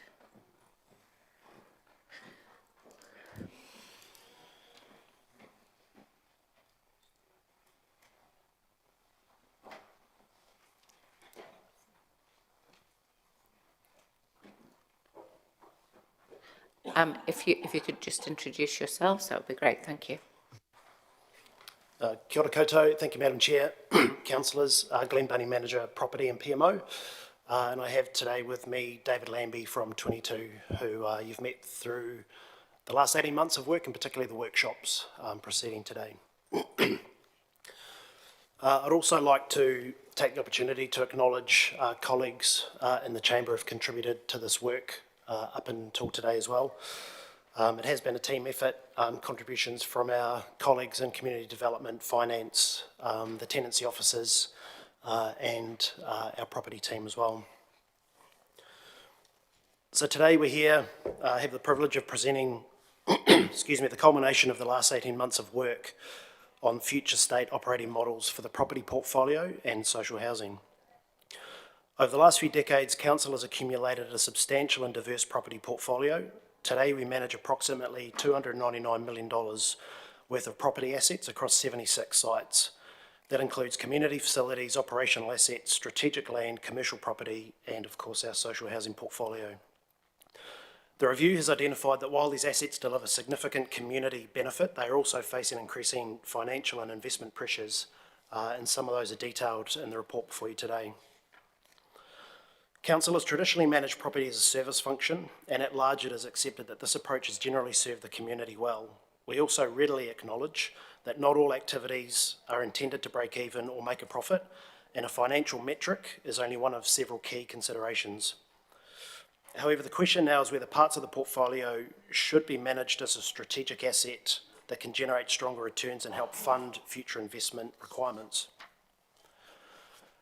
Where social housing is concerned, the work undertaken over the last 18 months or so has established that there is no easy solution available to us when considering the financial aspects of the activity. We currently provide 444 units and have around 370 people on our waiting list at any given time. The majority of the portfolio, whilst compliant with healthy homes, etc., it is ageing, renewal requirements are increasing and funding pressures are becoming significant. Importantly, one of the key findings from this work is that there is no quick structural solution to the social housing challenge. Simply transferring ownership into an existing trust or a CHIP, or creating our own trust and CHIP, or changing governance arrangements does not immediately change the operating results in themselves. The portfolio requires substantial redevelopment regardless of the governance model that is chosen. If council wishes to continue to provide social housing into the future, the long-term answer, we believe, starts with renewal, redevelopment and growth over time. And as the paper details, considering a trust or a CHIP governance structure later when renewed units are available that meet the IRRS requirements, that is a future state that could be examined. With regards to enhancing the existing internal model, our existing operational arrangements are lean as they are, and we could not identify any real scope to find internal efficiencies. We have one maintenance officer and two tenancy officers directly working on the portfolio and our tenants, and they do an amazing job considering the ratio that they have with regards to units and our tenant base. There is little scope in this regard to reduce service and realise savings, and likewise, as highlighted in the paper, the current rate of renewal investment is significantly behind benchmark levels, so we've not been able to identify efficiencies in that regard either.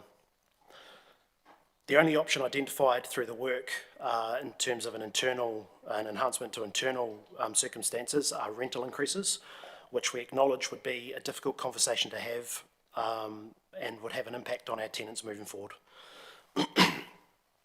The strategic review into council's property portfolio has identified an opportunity to create a specialised property entity that can focus specifically on property development, sustainable redevelopment and strategic asset management. We believe that such an entity could provide greater commercial expertise, increased organisational capacity, faster delivery of development projects, active management of investment assets, the ability to recycle capital and reinvest returns, and ultimately create a valuable strategic property portfolio that returns dividends. Most importantly, it provides a mechanism to start addressing some of the structural challenges that have accumulated over a number of years. For the social housing portfolio, this could mean creating a pathway to progressively redevelop the housing precincts, improve housing quality, increase supply, and potentially access future opportunities as government policy evolves or our governance structure changes. This journey could start with summer haze and then systematically work through the portfolio precinct by precinct, not just renewing the units, but also increasing the amount of social housing provided. Excuse me. This is a 10 to 20 year journey, but if Council's commitment to social housing is enduring, this timeline should not be a deterrent in itself. And again, the most important decision is to make a start.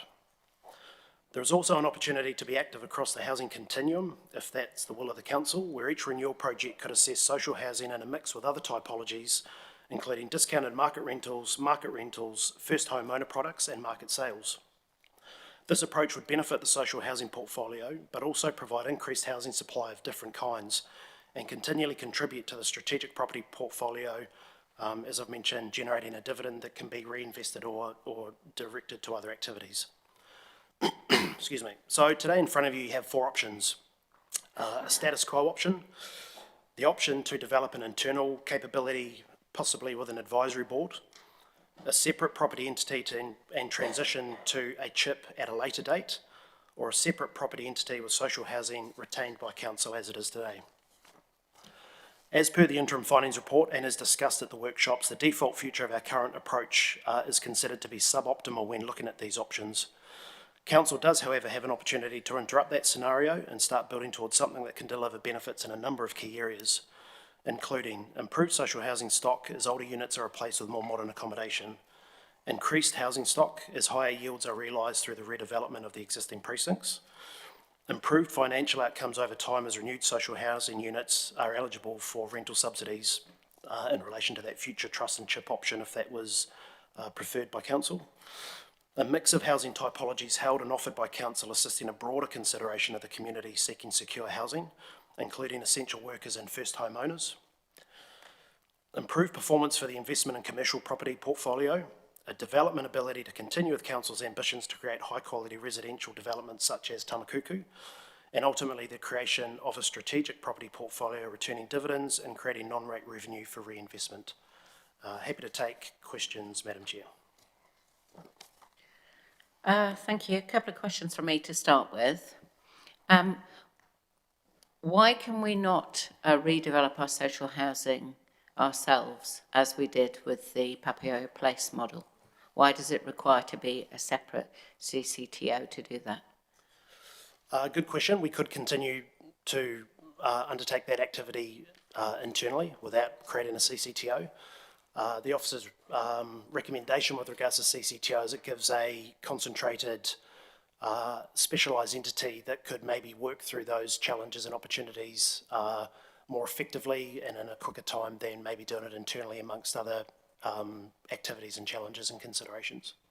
So you've presented this as a status quo do nothing or a CCTO development, but I would suggest to you that those are not the precise choices here. There is the option of us doing our own development without going to a CCTO. Correct, which would be the essence of option 2, Madam Chair. The internal capability assisted possibly with an advisory board to bring in external expertise. I don't understand why you're proposing that, given we've already been through a successful redevelopment of one of our social housing sites without any of this. Why are you saying that couldn't work again? Sorry, why are we saying it wouldn't work again? Yes, you're saying, we can't do that again without some kind of structural change. We can. Option 2 is an enhanced internal capability to continue doing as we do it today, which is different to status quo. So by bringing in an advisory board, you might bring in external expertise, which could help Council in that internal activity capability. Right, I'll leave that for now. In terms of the cost of doing this, so you've outlined a $300,000 plus budget that would need to go into long-term plan for planning. You've outlined a $500,000 plus budget per annum for the CCTO, plus you've hinted at a capital injection. Where would you see the capital injection coming from? There are existing capital budgets in our LTP at the moment, i.e. Summerhays, so that would be an option. I think we would absolutely look at any central government grants and capital assistance that we could qualify for. And then there's the opportunity for third-party investment, and those arrangements could be structured in a number of different ways. So some of that capital injection would come from rates, basically, you're saying? Potentially, as an option, yes. So how is any of this going to address the issue of the financial deficit that we have at the moment in social housing? Because it seems to me that the deficit is something like 400,000 a year, and by moving to this, we'd be spending more than that. I think the challenges in the social housing space, you're correct, persist regardless of any continued approach or change of approach. And that would be a problem that would need to be addressed regardless of the governance put around the property portfolio and the social housing portfolio moving forward. As we've identified, Madam Chair, there are no easy solutions available to us at the moment. It's going to take a lot of hard work over time, regardless of the governance structure placed around that activity. Okay, and in terms of the amalgamation agenda that the government has, this work was done, I guess, substantially before that was a live issue. How does that change things from your perspective? We've considered all of the change aspects in our landscape at the moment, including amalgamation. We have taken the approach that we've worked with what we know to be true today, and whilst we've got to consider the future, not make decisions necessarily on what's yet to occur, we believe that all of these options provide us a basis to work within a change of arrangements where amalgamations are considered.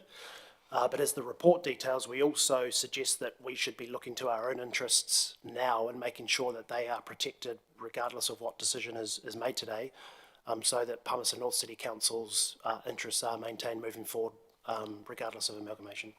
Okay, I do have a lot more questions, but I see there's a lot of people in the queue, so I'll hand over to them for a bit and then I might come back at the end. Okay, first up, Councillor Wood. Thank you, Madam Chair. Thank you to the officers and consultants for the report. Just to follow up on one of the Chair's questions that wasn't quite answered, to be clear, we could build more property under the status quo without a board if we wanted to, right? As we've done before with Papuia. That is possible. That is possible, yes. Excellent. You've said a few times that there's no option immediately to deal with the financial sustainability, but as you outline in point 1.14, over time, if we were to redevelop the portfolio under the current settings that the government has for the IRSS and transfer that portfolio over 20 or 30 years into a chip that can access that funding, that would deal with the financial problem, wouldn't it? Yes, Councillor, over time, as we redeveloped product that was then qualified under the IRRS scheme, that could be transferred into a trust or chip structure when it's online, and that, as we understand today, under existing policy settings, would attract rental subsidies. Okay, and so in council we make decisions regularly under the existing settings of government, don't we? Not just, I mean, anything could change in the future, couldn't it? Correct. Okay, so with the options that we have today, 3 and 4, is it your view that if we were to go with option 4, we wouldn't be able to look at the chip model in future or trust model for the IRSS, but option 3 would keep that door open, noting we'd have to make a decision down the track to confirm it? Correct. Option 3 makes a commitment today to look proactively to transferring at the appropriate time the housing into a chip and trust structure. Option 4, as it states, would retain social housing within council's control at the moment. That decision wouldn't necessarily preclude council from doing something different in time. In terms of a scenario, if we look at Summerhays, if a direction was given today to start developing Summerhays, we'd be 2 to 3 years away from having product available online ready to go. So there would be no material benefit in doing anything structural to the social housing portfolio now because it doesn't qualify for those benefits. So even under option 3, we would have to do some more work and some more mapping to understand at what point in that timeline was the appropriate time to look at those opportunities.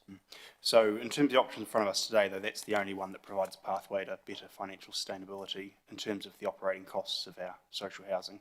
Would that be fair to say? I think that's fair to say that Okay. the cumulative team have worked really hard on trying to find relief in this situation.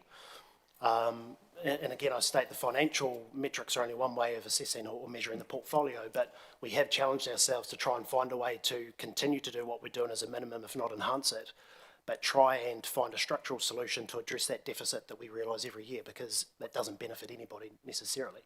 But again, I'll stress that that's only one way of measuring the issue. It's not a commentary on whether we're doing a good job or the people in there are deserving or anything else. Appreciate that. So the other mechanism you give us to providing greater financial security over renewal spend and other options is to set up a development entity that returns a dividend to council.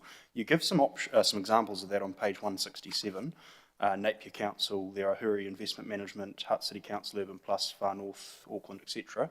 How are those entities working? Are they delivering dividends? Does this model work? What's your research shown? David's been involved directly in some of those, so I might ask David to answer that question in the first instance. The short answer is that there are varying levels of success because of different timeframes and the different size of assets being held by those entities. The most relevant one would be Napier City Council's AIM, which is only 6 months to a year old, so there's not returning anything. They're at a strategic stage, identifying assets, a lot of similar qualities to this situation, and looking at what they're going to do with their housing portfolio, which will be subject to consultation and approval, will be a partial disposal, partial redevelopment and transfer to try and get that government funding that you alluded to. The big picture is that in the main, those entities are working and are paying dividends back into their to their base organisation. Could you give us an idea of scale? Are you talking $5 or 500,000 or 5 million? Significant, but again, the scale is really quite wide. If you took Christchurch Holdings, for instance, it's had a 25-year head start and all sorts of variables along the way, and some significant assets in airports and so on. In the case of Urban Plus and the Hutt Council, again, is a very slow progression from housing and some other forms of commercial property, but over time they are self-funding new property, housing development as a consequence of the entity. Thank you very much. Madam Chair, I'll indicate now, if you're looking for someone to move an option, I'm very willing to move option 3, and I do have a seconder.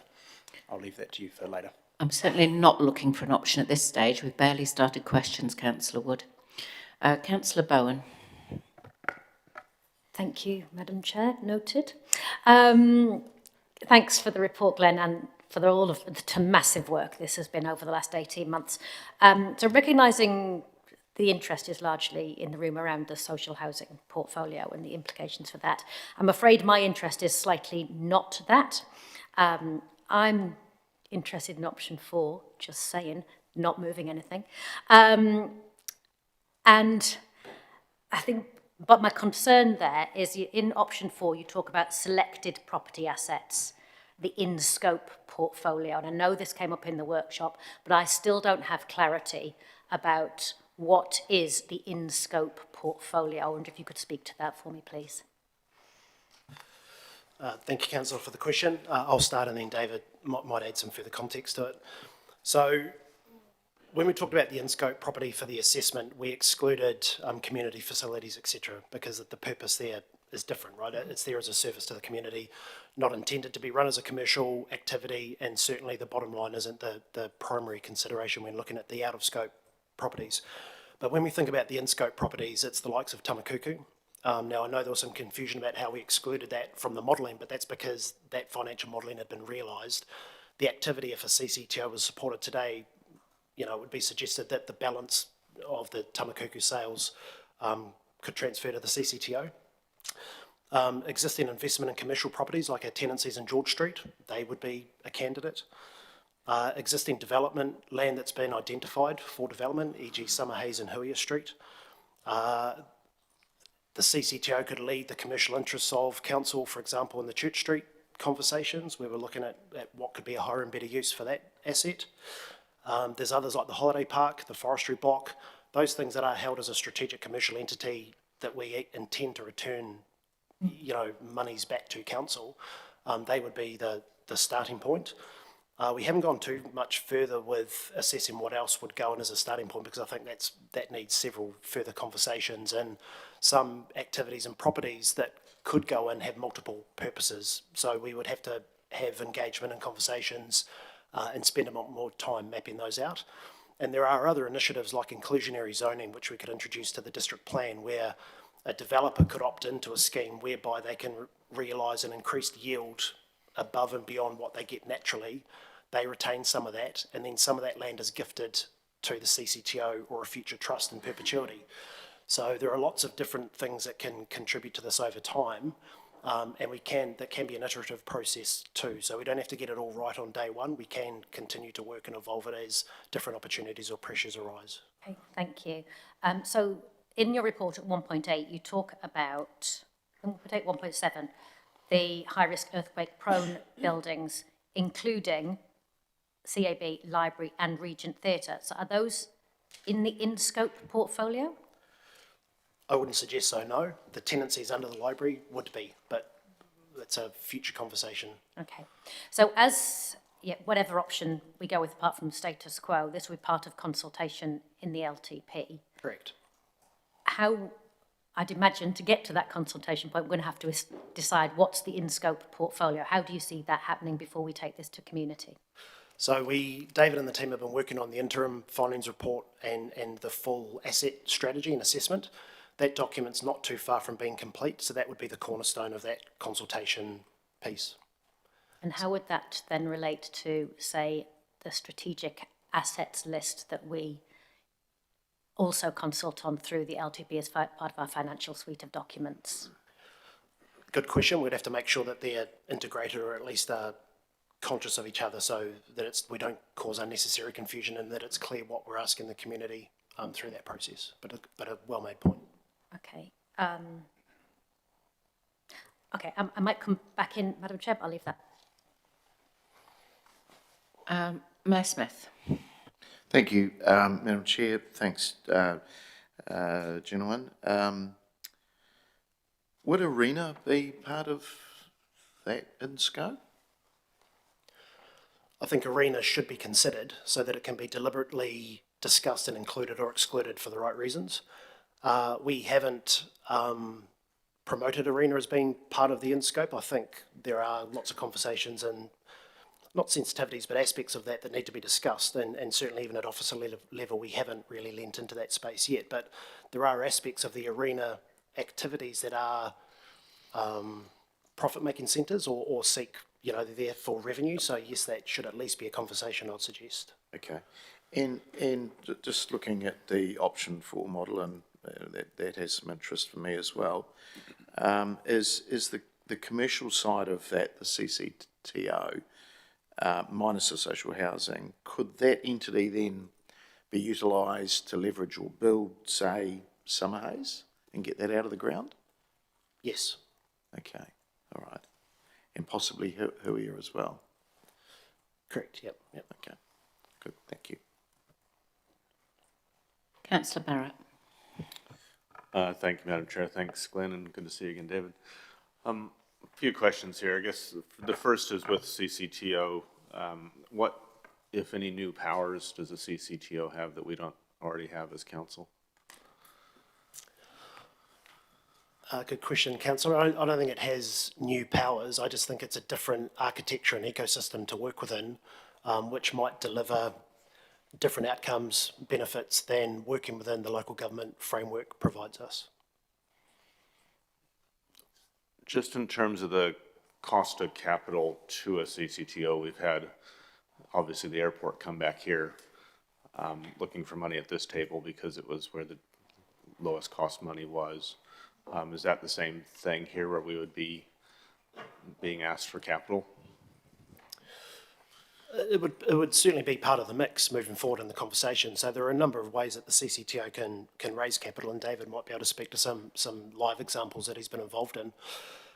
So as an answer in the chair's similar question earlier, we would look to central government grant funding if available. Council could provide capital or investment capital seeking a return if that was the case. I think there's lots of opportunity for third-party involvement.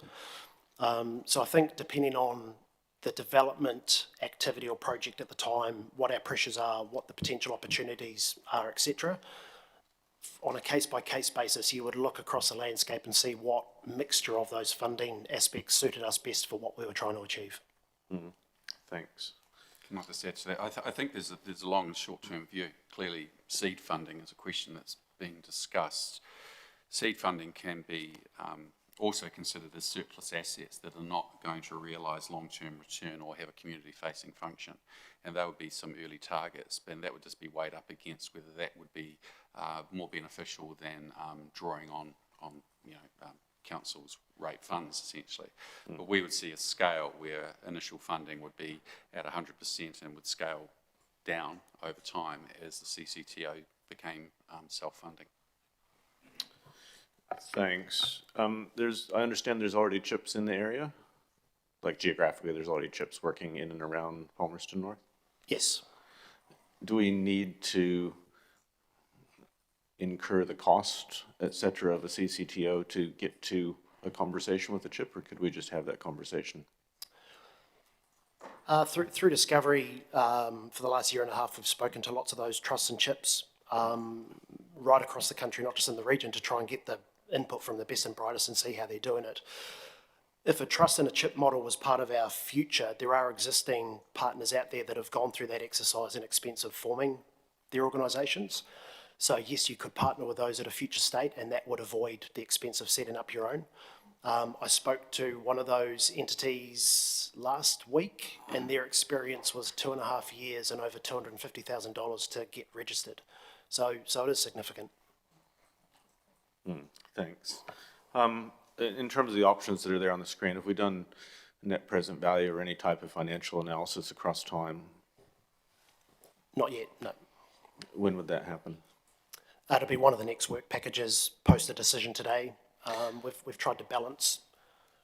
So wouldn't it be, trying to ask this, would it be useful to have financial analysis across the options before making a decision rather than jumping to a decision and then doing a post hoc financial analysis after we'd already gone down a track? The conundrum is that our starting point was not understanding the portfolio. We have to understand the portfolio and ask, is there sufficient ability to segregate assets that could have create stronger return versus public-facing assets, and then it's a gateway. And the gateway at this point is to say that if there is an appetite to set up a separate entity to drive those assets harder, that's when the modelling would occur before the final gateway of final approval. So the conundrum is, where do you invest your energies in trying to model out the potential return future state on some assets when you don't have a mandate to essentially progress to that entity in the first place? So our logic was to go through that gateway first. Just finally, Madam Chair, at this stage at least, does the CCTO just kind of set us up to be tenants in our own property? Not necessarily, but that could be a consideration, yes. Thanks, Madam Chair. Thank you. I'll go online now to Councillor Harpiter. Thanks, Madam Chair. Thanks, Glenn and David. My questions are around if we wanted to introduce external developers to partner with us, do we have to go with options 2, 3 or 4?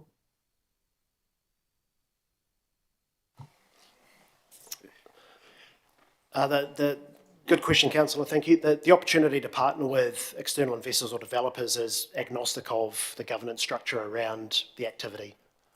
So you could choose to partner with developers under any of the scenarios. Okay.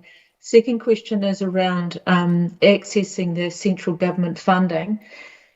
Again, do we have to go with any of these options to access that funding, and why haven't we done it already? And what's our likelihood of getting it? So our current social housing stock is ineligible to attract the income-related rent subsidies. We've engaged with the MHUD over this journey. Even if we partnered with an existing trust or CHIP and created our own and transferred the housing into that entity, it's considered existing stock and still would not qualify, so that's one aspect. And through government policy setting changes, at the moment, we aren't eligible to seek their capital funding either. They've identified regional areas in New Zealand to focus on, and Palmerston North and the Manawatu is not one of those at the moment. So even going forward, we're still not going to be likely to get access to it because we're not one of the regions across the country is likely to get it. Is that still your answer? Under current settings, that applies for capital. We, as we've put forward in the paper and discussed so far today, if you renewed the portfolio and worked through the precincts, at that point in time, the social housing on each one of those precincts would qualify for rental subsidies if it was in that trust and chip structure at that point in time. So you could, I mean, I think I used the language in the report, trade your way to that outcome if that was the will of the council, but it's a long journey. Thank you very much, Glenn. Thanks, Madam Chair. Thank you. Councillor Naylor. Thank you, Madam Chair. My questions are really wanting to get a better understanding of some of the differences between option 3 and option 4. Option 3 is clearly outlined to be able to be potentially access, a chip down the track if the government funding settings permit. I think in answer to Councillor Wood's question before, if I heard you correctly, Glenn, did you mention that even if we went with option 4, that down the track we would still be able to access, go down the chip pathway if that seemed beneficial? Or if we go with option 4, does that preclude us from that option? Good question, Councillor. Option 3, if that was the option supported today, that is for us to go and investigate a CCTO with the firm intent of social housing being included within that entity. Option 4 is the CCTO, but leaving social housing wholly owned, operated, funded internally by council as it is today. But that doesn't preclude you coming back in the future at any given time and re-examining that opportunity. And what would be involved, like, I guess, how much do you need us to decide, do we need to differentiate between option 3 and 4? If we want to proceed with a CCTO, do you really need clarity about whether that's option 3 or option 4? Do you need that clarity today? If there's the optionality down the track to perhaps jump from one to the other, how much do we need to fix it into, determine one or the other at the moment? I'll try and answer as best as I can. That the CCTO decision between option 3 and option 4 is the same, so that's a given. And again, the difference is whether you want the CCTO to pick up the responsibility for the things that we're discussing regarding, trying to assist the social housing portfolio as part of that entity, or you leave the provision, the operations of social housing internal as it is.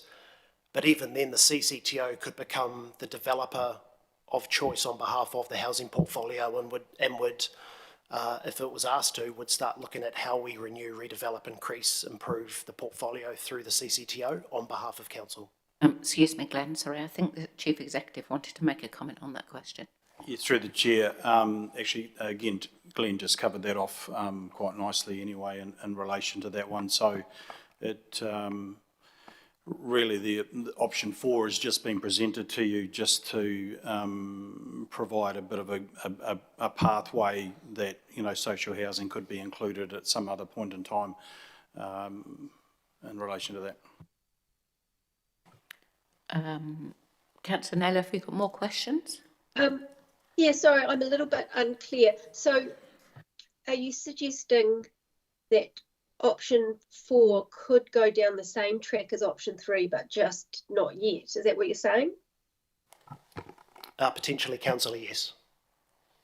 Okay, so just on page 41, under the risks of option 4, it outlines the operating deficits and long-term funding challenges would continue to sit with council, and that may reduce council's ability to fully realise the long-term structural and funding benefits available under option 3.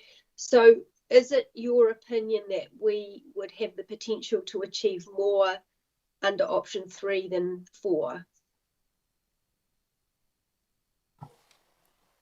Potentially, yes. If social housing stays as it is today, and again, I'll stress that the financial metric is only one, that default future, as we've mapped out in the interim findings report and the report before you today, continues without interruption.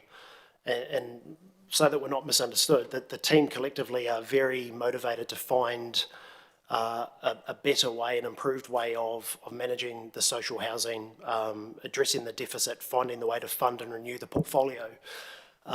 If we don't start to do something different today, I'm concerned that that starts to become a more significant problem. Papioia is a very modern, nice facility that's not representative of the rest of the portfolio, unfortunately. We have an ageing portfolio that is going to need renewal and investment of some magnitude today, let alone in the future. So could a CCTO pick that challenge up and be more effective at addressing that issue than the existing way we run the portfolio? Possibly. Could we change the way we manage it internally and get to that same place? Also possible. So, but just to be clear, am I hearing you correctly that addressing those issues would be more effective through option 3 than the other options? Possibly, yes. Okay, thank you. It's hard to give a definitive answer, Councillor, because there's still work to do in modelling Yeah. and understanding the funding, etc. And we've tried not to go too far down that line yet. Right. And with that, I'm presuming that work would be done in the development with the long-term plan, would it? Yes, that's the plan.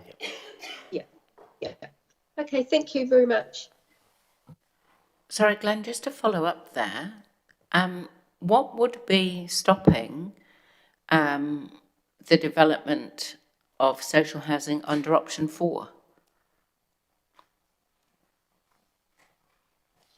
Nothing stops it. It's just a matter of where it sits within the enterprise governance architecture of the CCTO or council. Right, so why are you saying then in your answer to Councillor Naylor that it would be better to be in option 3?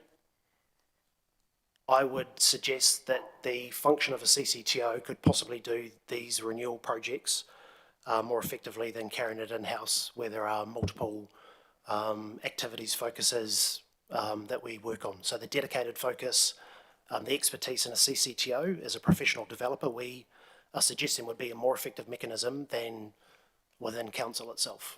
But in your paper you've said that under option 4 the CCTO could do redevelopment on sites concerning social housing, and presumably could also pay any dividend in towards development of social housing. Is that not the case? Yes, it is the case. Okay, so then I don't understand your answer to Councillor Naylor that option 3 is the only way to achieve that. I don't believe I said option 3 is the only way to achieve it. If that's how my answer came across, that's not what was intended. So earlier, and I wrote this down, you said that option 3 is the only option for financial sustainability. I'll take your word on that. I don't recall saying that. I can't remember the context, but happy to accept that. But so is that true or not? No, it's not true. No. Okay, thank you. All right, Councillor Finlay. Thank you, Madam Chair. I've got a couple of 3 questions. Firstly, at the moment, the social housing is losing $400,000 a year. Is that correct? I think the deficit is greater than that per annum. Okay. So of that $400,000, how much would be spent on this building and the operation of this building? Sorry, I'm not sure I understand the question, Councillor. Well, how much of the income from the social housing, a certain portion of that is put aside to the operation of this building and its operation? What proportion of that 400,000 would come from operating this building? I think I'll ask our finance manager to answer that one.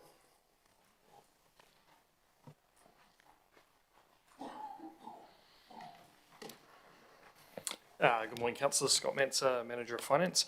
I can't give you a specific answer of how much the 400,000 contributes to this building, but as you'll know, with the overhead allocation, we have some staff, predominantly our tenancy officers that sit in this building, and they have a small allocation there.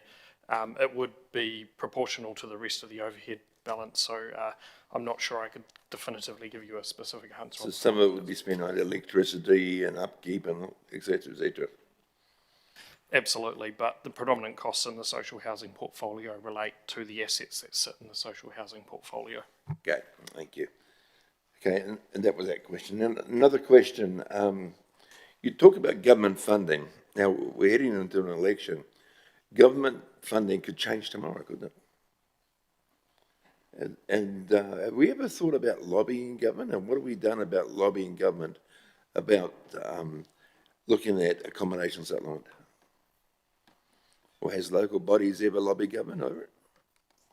Through Madam Chair, I certainly haven't lobbied. We've engaged with central government officers in ministry, and they've been very categorical with us that at the moment there is no avenue for Palmerston North City Council to access any central government funding. That could change. It could potentially change, yes. Okay. Okay.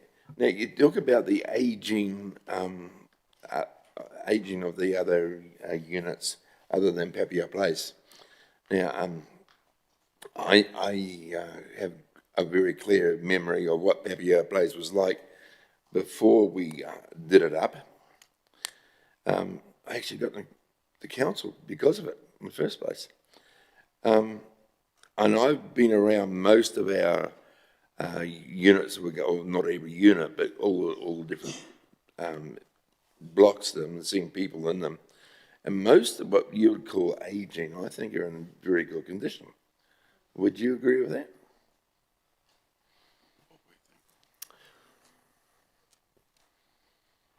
Our Healthy Homes compliant.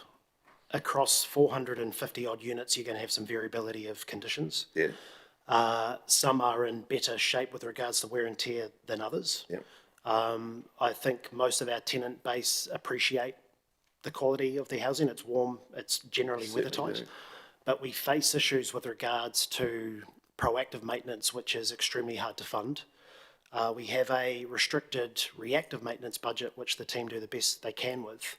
But for example, we're making decisions to continually patch roofs rather than put new roofs on houses because we can't fund, or the end of life sort of timeline for those assets make those investment decisions difficult to make, because you might go and spend a significant amount of capital on something, but when you're looking at that feasibility, it's difficult to spend that money in an intelligent way on a no regrets basis. The next question might be hard for you to answer, but I'll ask them anyway.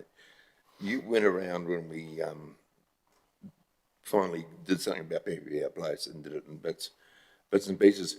How many of the existing units we have would be in the condition that Papio Place was when we just finally decided to renew them? Hard for me to answer, Council. I could take it on notice. It was before my time. There are some units that have a decade of life left in them. There are some units at the moment that really do need some serious attention. Like I say, there's a variance across the portfolio, but most of them are getting to the point where some decisions need to be made about renewal, reinvestment, or rebuild. And what percentage of them would be at that stage? I'd have to come back. I mean, the precincts I've walked through, most of them are getting to the point where we really need to consider the future of them. You ready? Okay, thank you very much. Councillor Bowen. Thanks for letting me hop back in, Madam Chair. I just wanted to check, I think following up some of the questions, particularly between option 3 and option 4. Option 4 doesn't exclude the long-term pathway for social housing redevelopment or a potential transition to a community housing provider model, does it? Correct. We would just bring a decision back to council at the time to reinvestigate that option. So potentially allows more control from the chamber rather than handing that to the CCTO? Yes. Okay, thanks. And then this might be a question for the CE, I don't know, through you, Madam Chair.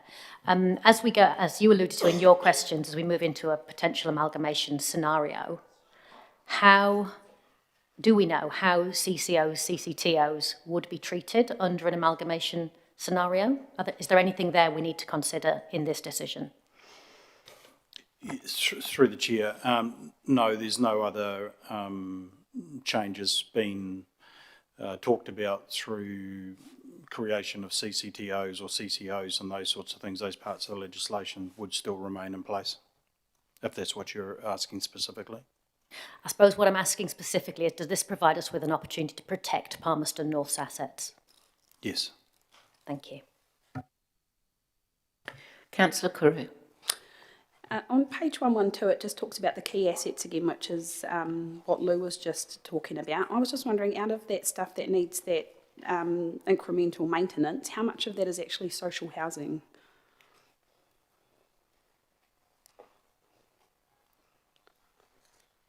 On the discovery and engagement.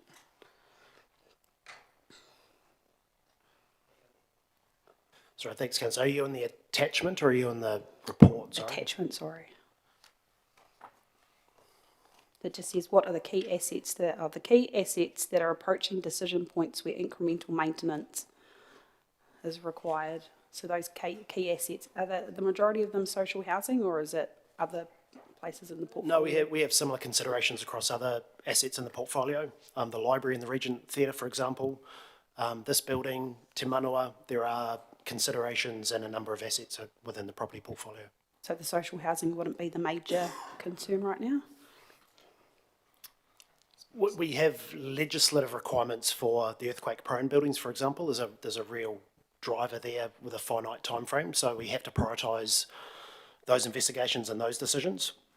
I think with regards to social housing, is it critical to make a decision on what to do today? No. Should we start really approaching the challenge across that portfolio and looking to do something different with a start, which interrupts that, the status quo? I think that's an important thing to be discussing and deciding. Okay, the other one is how will council ensure older people, disabled people and people on fixed incomes are protected during a process if it goes to something like 3 or 4? If the social housing portfolio was opted into a CCTO now or later, the current team, I would imagine, would be your first people to call on to continue to render those services. So I don't see anything as a service level risk. The tenants won't be at any different risk from being within a CCTO. Whether it's a CCTO or continue to be in council, the team are very motivated to continue to deliver great service. And we would all love dearly to do more and have more housing provided and increase those services if possible through time. Okay. I just, looking at the discovery engagement one on 134, I did a quick calculation. So the dividers or the loss is 400,000, and I did a bit of a calculation. Divided by 444 properties at 52 weeks is like $17. That's how much that would need to be upped for that to break even. And I'm just wondering if you've done any sort of financial, framing or frameworking around how to get rid of that deficit, because it's not actually that much. The 0.4 million reference on that page is only one measurement. For example, the housing portfolio bottom line at the end of every year is a greater deficit than that. That document is interim findings rather than providing solutions at this point in time. I think this conversation today is a start of starting to examine what interruptions and interventions, different structures, approaches we can put in place to improve those aspects. Fantastic. If council is not eligible for the IRRS, could we partner with CHPs without transferring the ownership of council housing? There are a number of different ways of doing that, but the firm messaging from central government that we've heard is that transferring our existing stock still would not qualify for rental subsidy because it's considered existing and doesn't meet a couple of the other criteria that they have. So we have broadly examined every opportunity for immediate relief, that the existing portfolio doesn't attract rental subsidies, regardless of what we try and do. Okay. Could potentially council still have to be the guarantor for a CCO or a CCTO? I might look to the CE or finance manager for that. The arrangements would be very similar to any other existing CCO within council, where you are the single owner and shareholder. Okay, one other, and I've got a couple of questions. Could we still leverage against the arena without it being a CCTO or a CCO? I think all of our activities, staff are continually trying to do the best jobs they can. Are there other opportunities and things that we could look at, regardless of the governance structures around them? Yes, yes, there are. Do you believe that you and your staff have the skills to manage the current portfolio as the status quo and to find solutions without it moving out of what you're already doing? Sorry, could you just say the first part of that again? Do you feel like you have and your staff have the skills to manage the current portfolio within your staffing already to find the solutions that we need within the status quo? I think we've got an exceptional existing team. If you went to a CCTO, you would start to look at some more private commercial skill sets, and, for example, development managers who are seasoned in undertaking green or brownfields residential developments, for example. The challenge that we have sometimes, speaking on my own behalf, is the variance, high workload. On any given day, 150 different things are in front of you to address. So part of the benefits we're suggesting with a CCTO would be that refined focus, with people in there purely working on a very concentrated set of tasks. At the moment, again, only speaking for myself, the distractions, the other things that take up your attention on any given day mean that getting to these high-value, strategic, critical things can be a real challenge. Could you do that with a new specialist team? Yes. Yeah. So another thing I've got, page 86, the council and CCOs are excluded currently as registering as a CHP. It says in option 3, it could happen in the future, is it not guaranteed, and it's definitely not possible right now. So is it,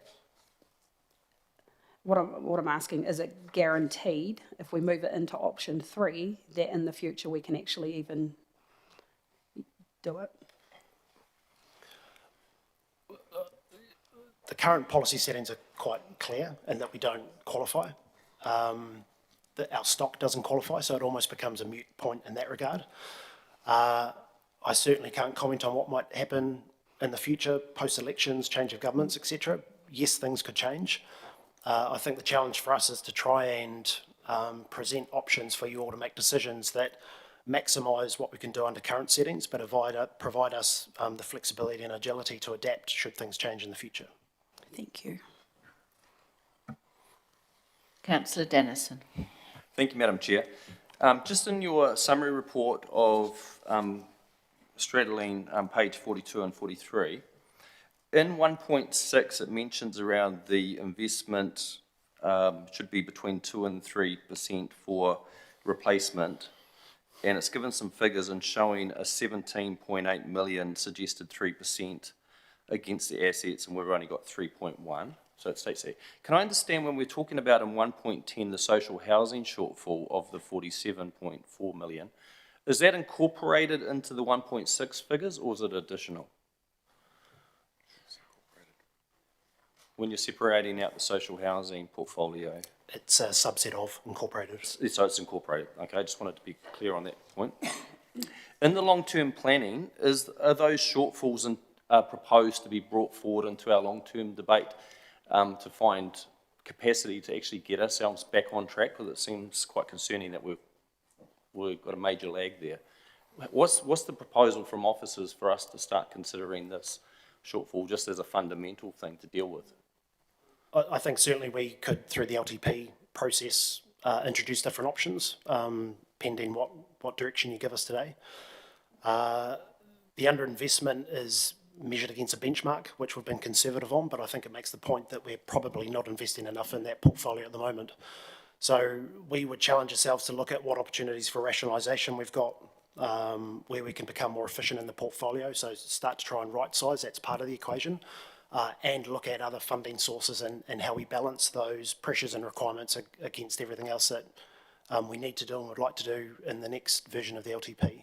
It will be a challenge, councillor, I think, to find that, but officers will present the best information we can.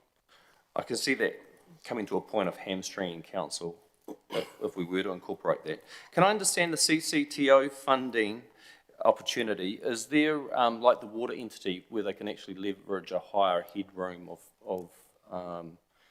of capital raising and the like? Would a CCTO moving property and attract the same sort of opportunities as the water entity has, or will? Generally, yes. That the intent of this CCTO over time, though, would be, the first goal would be to be self-funding. The second goal would be to actually create dividends to be returned back into the activities of the CCTO or returned to council. So that will take several years, because Summer Haze would probably be the first activity that's actually materially introducing new proceeds. But it would need funding support up until that point. But I hope it came through in the work that the intent within a short number of years would be for the CCTO to be self-funding and self-sufficient. Great. Thank you, Madam Chair. Thank you.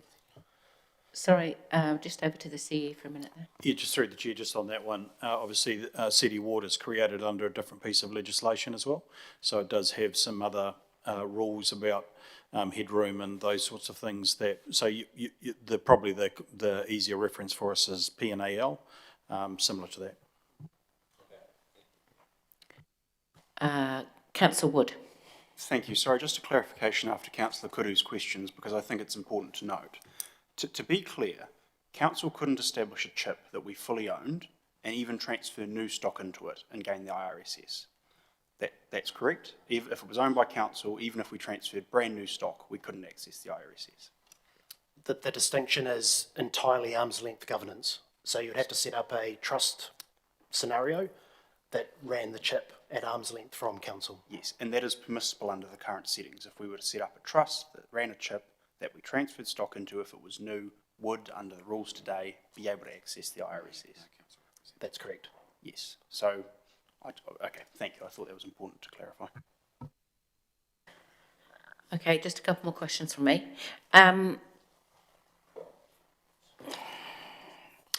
For the other examples that you listed, the other councils that have got these CCTOs, have any of them got a combination of social housing and commercial in the one CCTO? Yes, the Napier City Council one will be a merged, will have merged assets in them.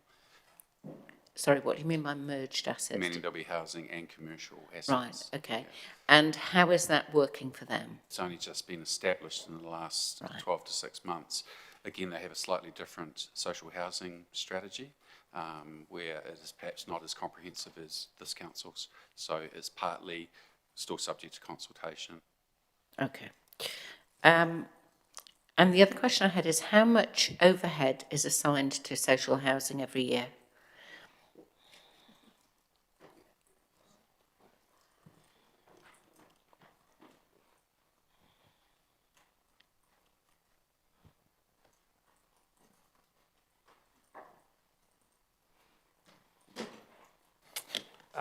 I would probably have to go away and get that figure. I can't remember right off the top of my head, but it would be proportional to the staff time, mostly the officers out of this building, allocating time to the social housing activity. So you can't give me any kind of a figure? Not right this second. I would have to go away and find the spreadsheet that it's contained within. It would be allocated proportion to the staff time working in those activities. If we were to move some staff out of the organisation, then there would be less overhead that would be attributable to the social housing activity. Okay, thank you. Right, I think that's the end of the questions. So thank you for presenting and answering them. Right, my proposal is that we have the debate on this before lunch, so that might act as an incentive for some. I am intending to move option 4, and the Mayor has agreed to second that. So if we can put option 4 up, please. With an, well, it's not an amendment, but with a slight change, with an addendum, I think we'll call it, to say that the preferred property governance model is separate property development entity, council controlled trading organisation, wholly owned by council with social housing retained in council ownership, subject to agreement on the in-scope portfolio before public consultation. So I will speak to that. I think the first thing to say is that there is some appetite around the table and perhaps in the community for us doing better with our property portfolio.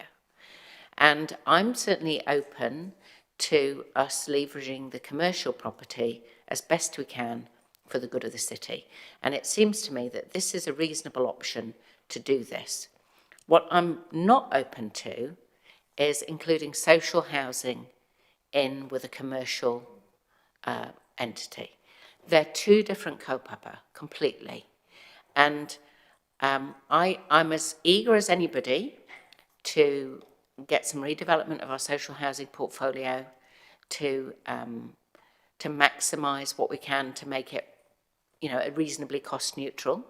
But there are some bottom lines for me. One of them is that if we're going to do that, we shouldn't be looking for that financial gap to be filled by the most vulnerable people, and those are the people that we're housing.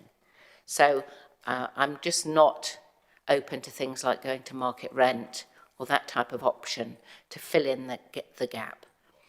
If we have a council-controlled trading organisation that can maximise and leverage commercial property, and that there might be some dividend from that, then I could see that that would be a useful way to feed into the social housing. There might be some advantage in us having our commercial property in a CCTO before amalgamation. That, I think, is quite clear to me that we would be a bit better protected in that regard if that were the case. So, you know, I'm open to that. What I think we need to be careful about is thinking that it's, you know, there's a kind of a one move that will solve all our problems. I don't think there is here. There's some advantage, as I say, in leveraging commercial property. In terms of council social housing, that has always been very strongly supported by the wider community. And I don't think they would have any appetite for us relinquishing ownership of it, because what that means is we'd be relinquishing control of it. And as we know, the more the CCTO is kind of moved away from council, the less control and influence we have. And you only have to think about the level of control and influence we have over the airport to understand what that would do. So my read of what community would want is that they would want us to maximise our commercial property. They would want us to make the most of it. If it's not strategic, if it's not a cultural, you know, piece of property like the Regent or the library or whatever, they would want us to maximise that. But do I think that community would want us to transfer over our social housing? No, I don't think so. Do I want to do that? No, I don't, which I suspect will be a surprise to nobody in the room. So I think that this is a reasonable compromise option where we're not just sticking with the status quo. We're doing our best to make the best of what we've got, to maximise it, to leverage it, as the phrase goes, but without throwing the vulnerable people in our community who rely on our social housing under the bus. So I would ask for your support with this. The Mayor is happy to second it. And I don't know if you want to speak next, Mr. Mayor. I'll put you on next. Thank you. Thanks, Madam Chair. Look, happy to second this. I think there is a with the questions, there has been some teasing out of our commercial property perhaps being better managed through a council-controlled trading organisation, a CCTO. But also there is some genuine discomfort about social housing just being lumped in there as well. I think it's a good analogy of oil and water. You know, they have different, mixing them is, you know, one's got a commercial driver, the other one's got very much a social driver. So, but one can help the other too. If you look at the CCTO of property, of commercial property, that perhaps can help us get some stuff out of the ground at Summer Hayes and other places, which we're going to struggle without a whole lot of further ratepayer subsidisation.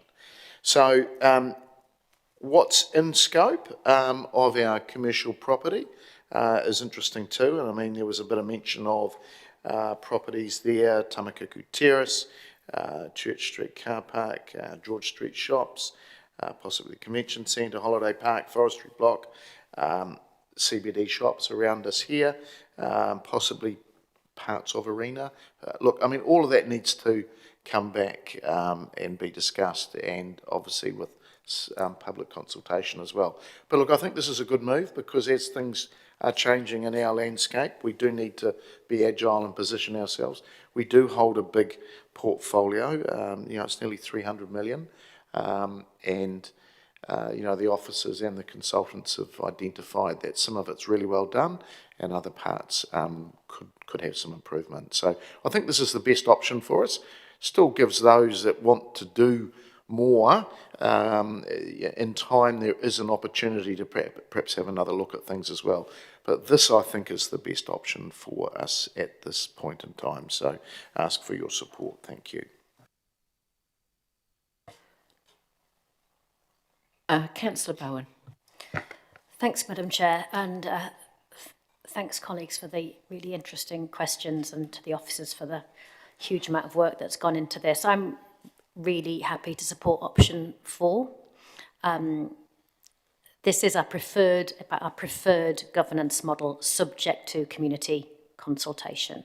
I think option 4 sets us up really well to go into that consultation with clarity about what's in scope and what's not in scope. And thank you, Madam Chair, for taking that friendly addendum.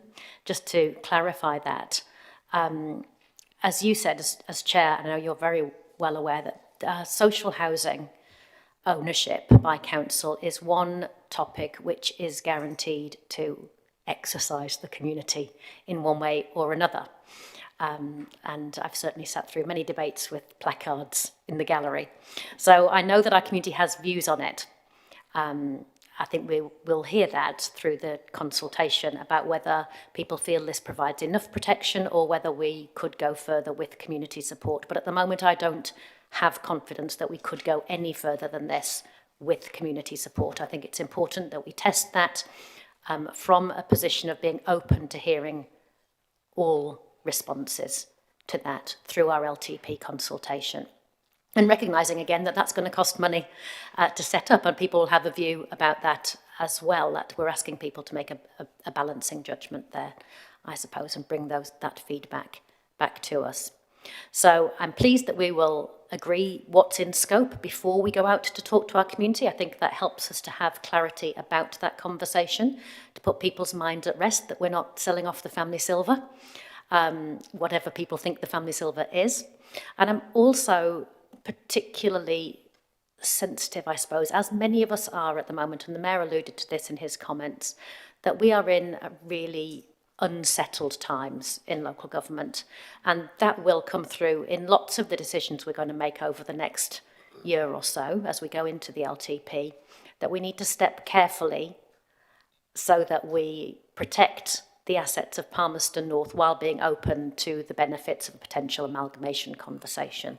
And I think setting up a separate property development entity with clear in-scope definition is our best step towards doing that at this stage. But let's hear what the community have to say about that. Councillor Wood. Councillors, I am torn because this is wholly the wrong decision, but it is better than the status quo. And so the fear I have, if we vote this down, is that we would be left with a worse option. And so I don't know how I'm supposed to vote here, and I'll think about that as I listen to the debate. But I want to start by saying I completely reject the straw man argument that setting up a community housing organisation designed to provide social homes for people is somehow throwing vulnerable under the bus. I do not understand the through line that councils are making here, that if we set up a Palmerston North Housing Community Trust, that would be akin to throwing our tenants to the wolves and saying, have at it. I don't think the 370 residents of our city who are on our social housing waiting list care an iota whether it is owned by us, a trust, a chip. They care about whether they have a warm and dry home and a roof over their heads, and we absolutely shoot ourselves in the foot by not making that a financially sustainable proposal going into the future. Because we may well lose this battle today and we decide we're going to do this and not include it, but what will an amalgamated council in 20 years' time, facing down the barrel of a $120 million renewal deficit, do when they say, do we want to keep these social houses? Do you think they'll go, oh, well, that's fine, we'll just spend the $120 million? You completely compromise the long-term sustainability of our city's social housing for a short-term win, and I think that is totally the wrong decision. The single best thing we could do to ensure in the long term that our residents and those accessing our social housing maintain and remain in those homes is to transfer them over time as we develop them into a chip that can access the IRSS funding. It is not trying to put rents on the most vulnerable or gap to be filled by the most vulnerable. We're trying to fill the gap with government funding. That is what the mechanisms here allow us to do and allow us to do under the current systems. And so if the intention truly is of those voting for option 4 that we would still like to investigate transferring those homes into a chip, accessing that funding and creating a more financially sustainable option for our community, then be honest with our community as we consult on it and vote for option 3. So I think this is a crying shame. It is a crying shame. The goal here is to build more homes. We have two mechanisms to do that, to do it more financially sustainably. One is to set up a commercial development entity that can return a dividend. And so this goes halfway toward trying to gain some additional funding for that program. But the other funding mechanism is renewing those homes, and as we slingshot into a development pathway through Summer Hayes to Achilles Crees, etc., that we transfer them into a chip that can access that funding and make sure that in the long run those houses are protected and sustainable. I think the worst thing we could do today is more or less ignore the social housing part of this problem and say we're going to set up a separate entity that doesn't deal with the social housing portion of this question and then worry about that down the track, because goodness knows who's going to be sitting here down the track. Goodness knows what this council looks like, and if we do amalgamate with 3 or 4 or 5 other councils that are completely used to having their community housing provided through a trust, and they look at ours with a deficit, and certainly in the next 10 years, of 47 million in terms of renewal spend, what are they going to do? They're going to transfer it into a trust as they redevelop it that can access that funding, because that is the only financially sustainable pathway that we have in front of us. I agree it'd be better if we could transfer it all today and gain that funding now, but that's where we live in. It is my genuine desire to get the asbestos out of these homes, and on sites that have 20 homes, build 50, and get more people under dry roofs, and the best way we can do that is for option 3. So I will vote against option 4, not because I don't think it has some merit, but because it only goes halfway and doesn't fix the problem that we set out to fix when we requested this work in the first place. Councillor Carew. The only real benefit I would see from moving into a CCO or CCTO would be the ability to access the IRRS or the Flexi Fund. Palmy is not an area identified for the Flexi Fund. The CCOs or CCTOs are excluded from registering as a CHP, and maybe it will change. We need to find some solutions, but moving our largest asset out of council and public control is not one of them. Everything else we can leverage and do within our council structures. We hire people within our organisation with experience in housing and property. They have the skills to do the job, and I believe we already have the solution within our staff. We have plenty of people around the council table right now that have either property or financial experience, and if they don't, they know the right people that do. I'm concerned that any movement towards CCO would put people at risk. I've just heard what Councillor Wood said, but there's always a risk when you're moving into different structures with different people managing them. I would proudly say from the feedback of our tenants, we're the best provider of housing in Papaoia, the best landlords in the city. I personally see more benefit in partnering with someone that is eligible for the CHP, maybe iwi or another council, and that can be done over time. I don't see any out-of-the-box thinking. I just see the same old suggestions with the same outcomes that in the future just lead to privatisation. Thank you. I'll go online now to Councillor Naylor. Thank you, Madam Chair. I just first want to start by really thanking the officers for what I think was a really good report. And I think it does present a really strong case for change and also provide some really good options for pathways forward. I'm very much of a similar view to Councillor Wood in that I think it's really clear from this report that the best way to address the issues that have been identified is through option 3. And my preference is definitely through option 3. I think my second preference would have been option 4, but based on the fact that this is a recommendation to council, we will have a further opportunity to vote on this at council. I will be voting against option 4 in the hope that we can get option 3 across the line. I think the paper is really clear in explaining the limitations of option 4, particularly on page 50, and then also on page 41, the risks. Basically, the risks with option 4, what it outlines is that the operating deficits and long-term funding challenges will continue to sit with council, and this may reduce council's ability to fully realise the long-term structural and funding benefits available under option 3. Colleagues, we've been given an option here, an option 3, that may well help deliver more housing to our community. Why would we pass that by? The description in our papers of option 3, CCTO, wholly owned by council. So we're not throwing anything under the bus here. Wholly owned by council with a long-term pathway for social housing redevelopment and transition to a CHIP model.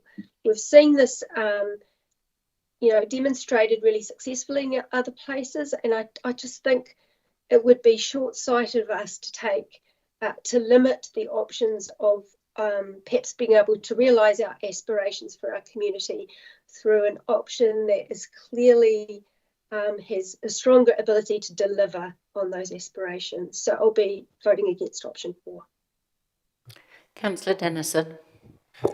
Thank you, Madam Chair. Can I just start off with highlighting the state of play as I see it in the financial facts that have been coming through, and some concern even with the fundamentals of how we've managed our portfolio. It says here in 1.6, there's a best practice indicates we should be investing 2 to 5% of the replacement costs, and yet we're only putting in 1% of the current value. That's just a fundamental that we've got wrong for starters of our whole asset portfolio, which is indicating 17.8 million per year is where we need to be, and we've currently got 3.1. We're miles away. We are miles away on our property renewals. That's the first point. The second one is around the operating deficit that we've got that's highlighted in the very 1.8 next page of 6.2 that we're pouring into this thing without recovery, and that's landing on our ratepayers as a subsidising that activity. So again, that's highlighted quite clearly. From my clear point of view, it's irresponsible to think that the status quo is a real option for us. Say it quite clearly, and a significant concern even with the second one being proposed. I know it was a next step away. We're into the 3 and 4 territory, which I've got a greater level of comfort on. Here's my concern though, because I want to have the very best outcome, and we talk about making mokopuna decisions, and we're suggesting in the scope review the portfolio, and I'm happy to have the robust nature, but what I feel like I'm leaving open there is that we're going to leave out the social housing portfolio. Mokopuna decision should be at least 20 to 30 years out. And if in the next 10 years, in the 1.10 on page 43, highlights a funding shortfall of 47.4 million in the next 10 years, if you extrapolate that out over 20 years, then that's going to be near $100 million. And that's the Mokopuna decision that we're going to leave our future with. Unfunded, and yet you still want to build more social housing. It would be irresponsible, in my view, to consider building more when you've got a shortfall that's as loud as that. And so I'm not sure if it's been moved as a notice of motion if 4 fails, but this is our opportunity to make a very clear distinction between 3 and 4. And I'd move and look for a seconder, if it hasn't been already, option 3 if 4 fails. And Councillor Wood's indicating to second that. Here is why. Well, that very shortfall is a very standout argument, and we're not going to get there. We're just not going to get there on that rate of pace, leaving that in council's books. Again, I think that's very irresponsible. The very key argument is about looking at 20 or 30 years ahead and leveraging some opportunity that we'd only get through having some collaboration with some other partners. And I feel that the best avenue to do that is having it all in the CCTO opportunity for council to get other partners, significant, primarily through central government. They want to work with a larger portfolio and probably larger decisions for investment. And so that's fundamentally one of the aspects there. Democratically, we retain the ownership. We've mentioned in some of this, and accountability, and there's an operational freedom for the skills-based board to do the development projects.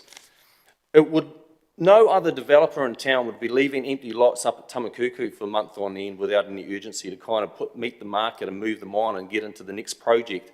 But council, for some reasons, thinks we've got all day and all year to kind of leave these vacant lots sitting up there and not realise the actual return to get something else happening, reinvested in the city.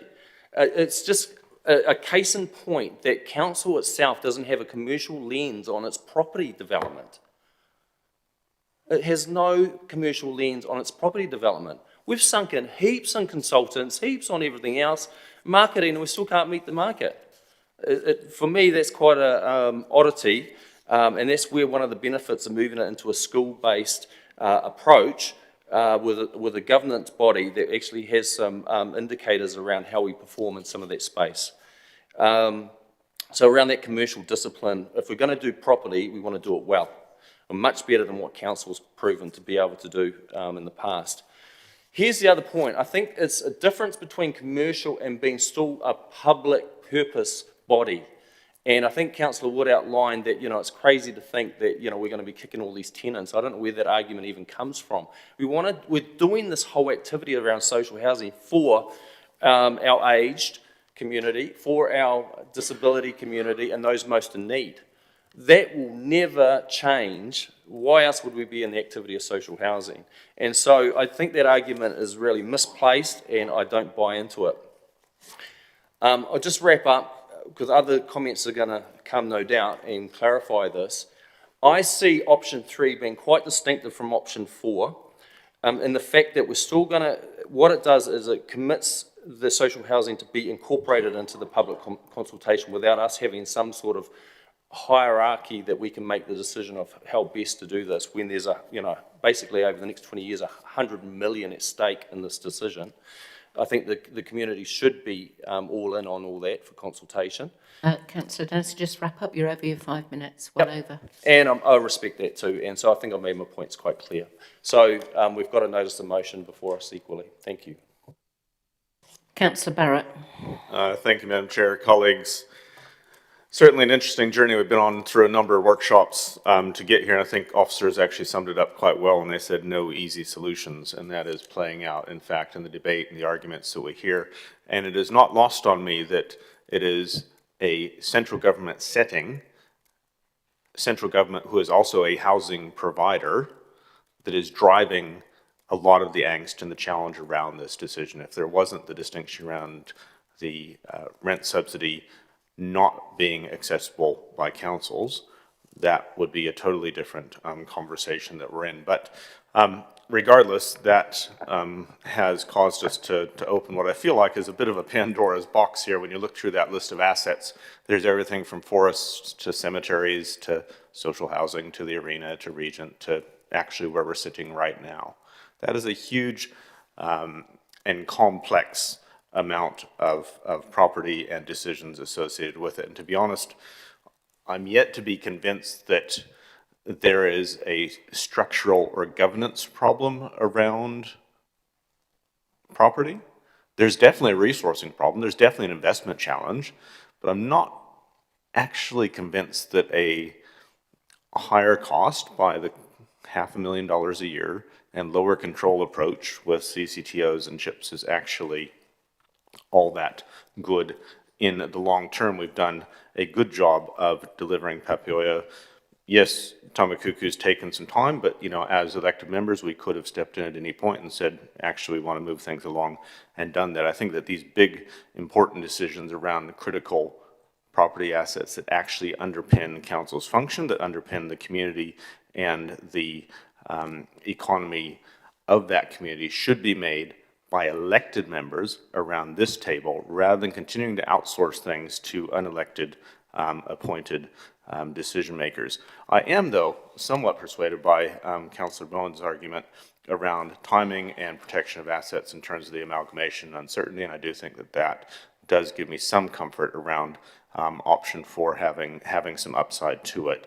And so while I'm not entirely convinced that the status quo needs to be adjusted in terms of governance structure, I will support what's on the screen in front of us today. I do feel, though, that much of what we've taken ourselves through over the last 18 months is an incredibly convoluted journey to getting to the question of whether or not we do a chip when we could have actually made a decision at any point to simply pick up the phone there. So we'll be interested to see where things get to on the commercial side of things. Very pleased to see the in-scope portfolio subject to statement there, because again, there's a huge amount in there. I think we need to be very careful about what we would actually move over into that space, because we will find that we have much less control in the future as that moves forward. So we'll support this, though not entirely convinced around status quo not being better. Thanks, Madam Chair.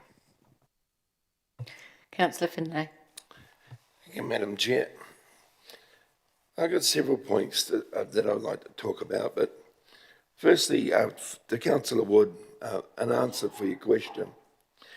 Why is it better that for the older people and people in our social housing that they stay in the council control than trust controlled? The answer is the staff. Simple as that. The staff, and we've got very good staff, are answerable to us, and we are answerable to the community. So there's a line there that's not there with a trust. A trust can change just by adding or distracting one trustee, and they can alter how the staff react to those people in them. I can give you an example. When I was involved with Shepherd's Rest Trust, and I saw your eyes go up the roof, but still, we took a man out of a garden shed, and the only furniture in that garden shed was a mattress on the dirt.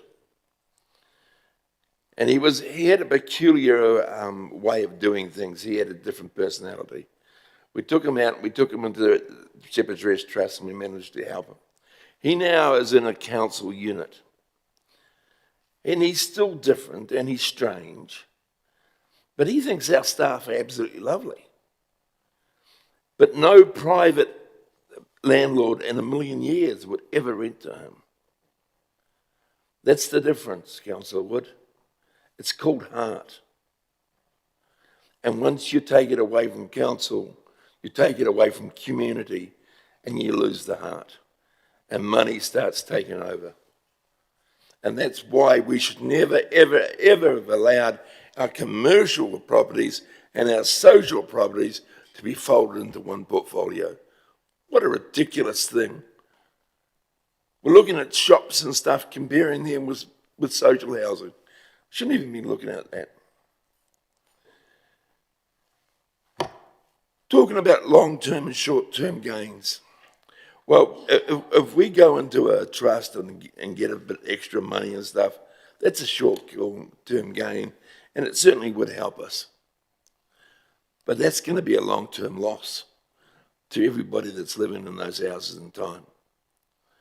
I saw a report go just through Grey Power just recently on some of the results of what some of the council units that have been sold off have had detrimental on their residents.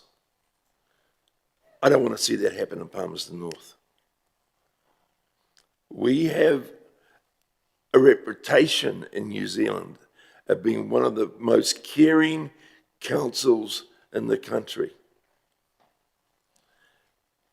If we flick these off to a trust to get a little bit of money, where's that going to go? Older people in New Zealand, there's more and more and more of them who have been forced into renting situations for different reasons. Whether it's they've lost their money or they've never been able to afford to buy a house, and they are lining up to try and get into social housing. Look at ours. We've got over 300 people on a list trying to get into our social housing. The need is phenomenal. We don't want to stop doing this. We've got houses that the people would die to be in and live in at the moment. And we talk about them being substandard. They're not substandard. I've been around a lot of them. They're very good. I want to keep our social housing under council control because it builds a link between the community and the person in the unit. And that's done through this table, through our staff. The moment you take it out of council control, you put a trustee in there that can be changed, and that personality can change. Our staff are the key. We've got the best staff. They care about our residents, and the residents know it. The moment you put a trust in, you watch that change. So I will support option 4. Councillor McLeod. Thank you, Madam Chair, and thank you to the staff officers for the report that they've provided. I will not be supporting option 4, and while I understand and I note that none of the options before us do immediately or change the long-term challenges associated with the social housing portfolio, I cannot, in good conscience, vote for option 4. I'm happy to support option 3, and I would like to also agree with the comments made earlier by our colleagues who have spoken in favour of option 3. I believe that having a CCTO would provide, or transferring that portfolio to a CCTO actually will provide a mechanism for us to progressively redevelop the council's social housing portfolio over time. And I also believe that this approach provides a long-term pathway towards improving both the quality and the financial sustainability of the social housing portfolio, while also enabling housing supply over time. I think the biggest draw card for me when it comes to option 3 is the biggest draw card for me when it comes to option 3 is around not only, well, when it comes to transferring newly developed housing stock to community housing providers. The draw card under that structure for me is that funding settings will allow us to access government support mechanisms such as the income-related rent subsidy, which has been highlighted in the report. I do not support the status quo, and I won't be supporting this option because of the year-on operational deficit and the challenges that we're facing, or the risk highlighted in the report regarding those options, especially around the renewal backlog and also the long-term funding requirements associated with the council's social housing portfolio, which will remain a direct responsibility of the council. Now, while I understand that, we should have some sort of influence in retaining a social housing portfolio, there's nothing in option 4 that tells us that we won't retain it for a period of time before it gets transferred to let's say, a community housing provider, if you put it under a trust. When I look at the level of investment that we have to make in the next 10 to 20 years, or if we crunch the numbers, as highlighted in section 110, I cannot in good conscience as well pass it on to the ratepayer. Like, we're looking at $47 million worth of deficit here. I cannot, that's about, I mean, and then we look at the level of investment that we have to make, $70 million per annum, that we have to make at 3%, if we are to really invest and bring it up to par or raise the quality of these of our social housing. I cannot, in good conscience, pass on the cost to ratepayers. I think our job should be to lobby central government even more, if we decide not to go option 3, for more funding as a tier 2 council, I believe. But I cannot, in good conscience, pass it on to ratepayer, given that we are actually experiencing year-on-year deficit. The last statement that I want to make as well, coming to Councillor Finlay, who has highlighted that, if we're passing on to a trust, then, there might be a differentiation of staff and the way that the tenants will be treated. It's also our job to produce a statement of expectation and a statement of intent to direct the trust as to how we want those houses to be managed, or how we want those tenants to be treated, or how we want, if affordability will be a key tenant in those expectations. It's up to us as a council to also explicitly dictate that to the trust, should we move to that model. So for those reasons, I will not be voting for option 4, and I'll be keen to support option 3. Thank you. Councillor Arnott. Thank you, Madam Chair. Tough decision. I certainly don't support option 4. I support option 3 because it is options. And, I get so many ratepayers talking to me about struggling to pay rates and things like that. I guess the can's been kicked down the road for far too long, and look at the price it's going to be to fix this issue. I certainly agree with Councillor Wood and Councillor Dennison. I thought that was very well articulated. And so that's where I am. Thank you. Deputy Mayor. Thank you, Madam Chair. I've heard some people in my workplace and families that of children that I've taught say that one of the reasons they love Palmerston North City is because people care about each other, and of course we all agree with that. But there are clear indications of why and how, and they action that. Without a doubt, we know social housing provides a public good for our community. It is true, and sadly, as Councillor Dennison had identified, that it's likely to exist for a very long time. We wish it didn't, but it will. But I also know that everyone deserves to have the security of having a home. That security, if you don't have that security, it manifests in behaviour that is detrimental to the health and well-being of those people affected and other people around them, and causes a whole range of issues. Clearly, by reading this report, and thank you to the officers for preparing it, we have underinvested over decades, and just been way off mark. I agree that if central government, with Councillor Barrett, that if central government had discharged their responsibility appropriately in this area, we wouldn't be in this situation. But here we are, yet again. Papaioia is the exemplar, and Palmerston North City did a great job there, and we can do this again. But I'm going to support option 4 because of the mechanism, the control, and the protection it offers. because we are still the kaitiaki of our people and of our city assets. Option 4 does not preclude us changing to option 3 down the track if we wanted to, but it is a safe place to go of all of the options. And I think we're in agreement 1 and 2 are definitely out. And for that reason, for those reasons, I'm supporting option 4. Thank you, Madam Chair. Councillor Zabellin.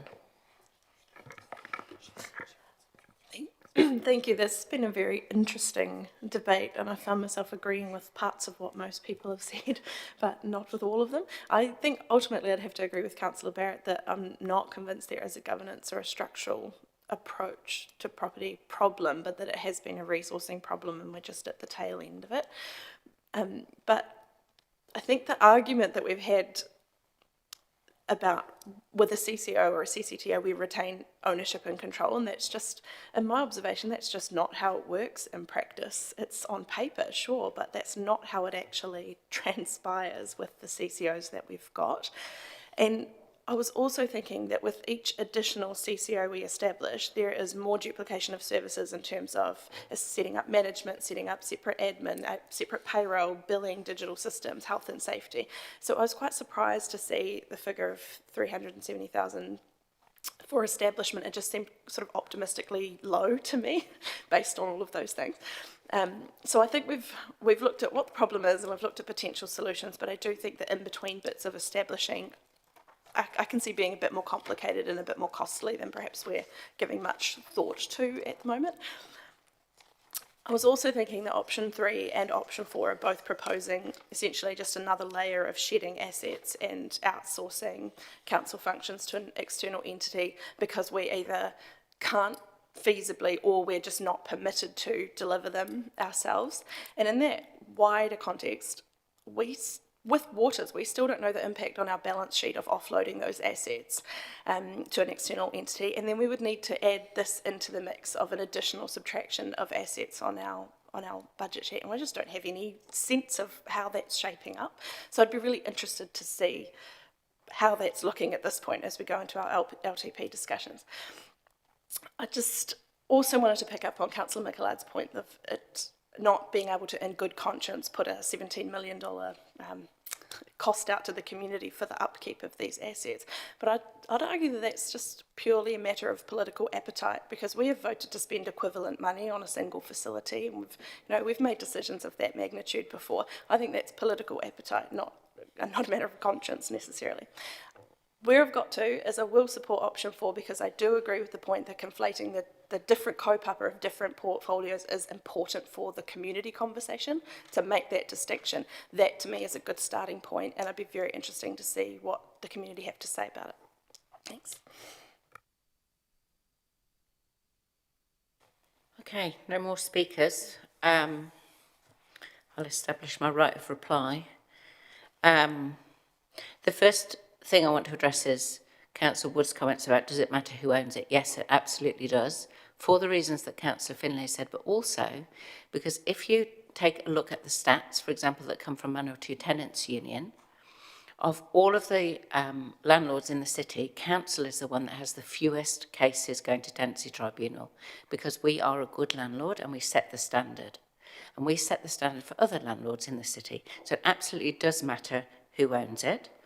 Secondly, there's been lots of calls about the income-related rent subsidy and how if we only put it in a chip, we'll be able to access that. We won't. The only way we could access income-related rent subsidy is if new units were added to the portfolio. So there's no way that the current portfolio can be made to access income-related rent subsidy in a chip, out of a chip, in council ownership, sold off, whatever. It can't. Only new units. Yes, the goal is to build more homes. I agree, Councillor Naylor. I agree, Councillor Wood. Can we do that with option 4? Yes, we can. I already established that in questions. Councillor Michelad threw a lot of big numbers around, but I asked the officers clearly, was option 4 an option for financial sustainability? And they said yes. We can make it financially sustainable using option 4 because we can leverage the commercial gains to feed back into the social housing.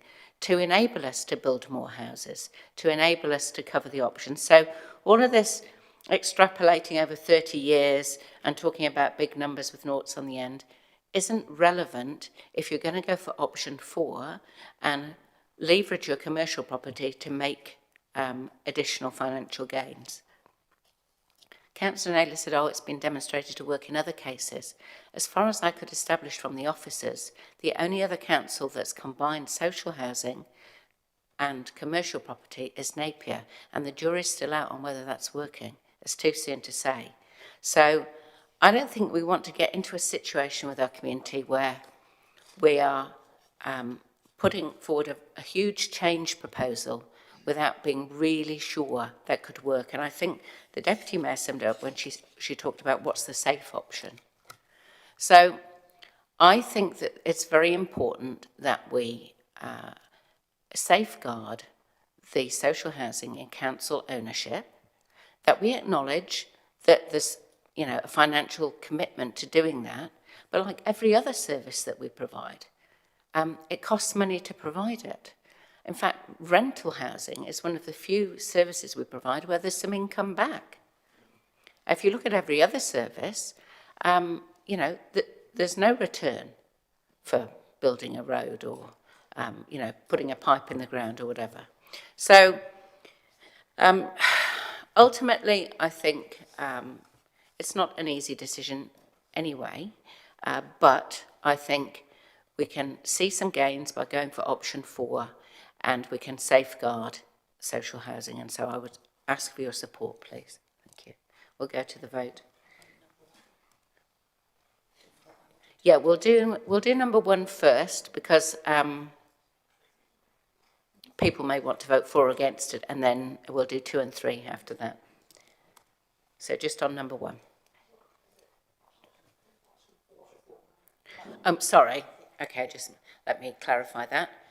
We're voting on recommendation number 1, which is that the preferred property governance model is option 4, separate property development entity, CCTO, wholly owned by council, social housing retaining council ownership, subject to agreement on the in-scope portfolio before public consultation. That's what we're voting on. Clear?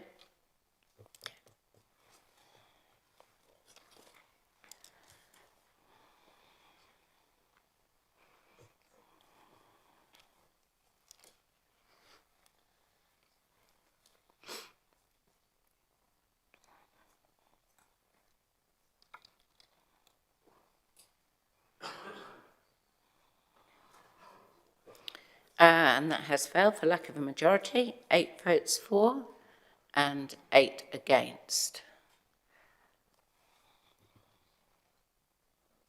So,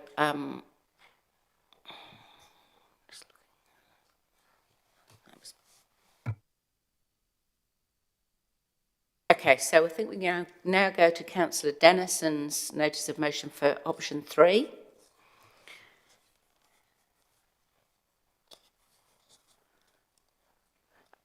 I don't think you need to speak on it again, do you? A right of reply? Well, pardon? You already spoke to it for well more than 5 minutes when you proposed it, when you were speaking.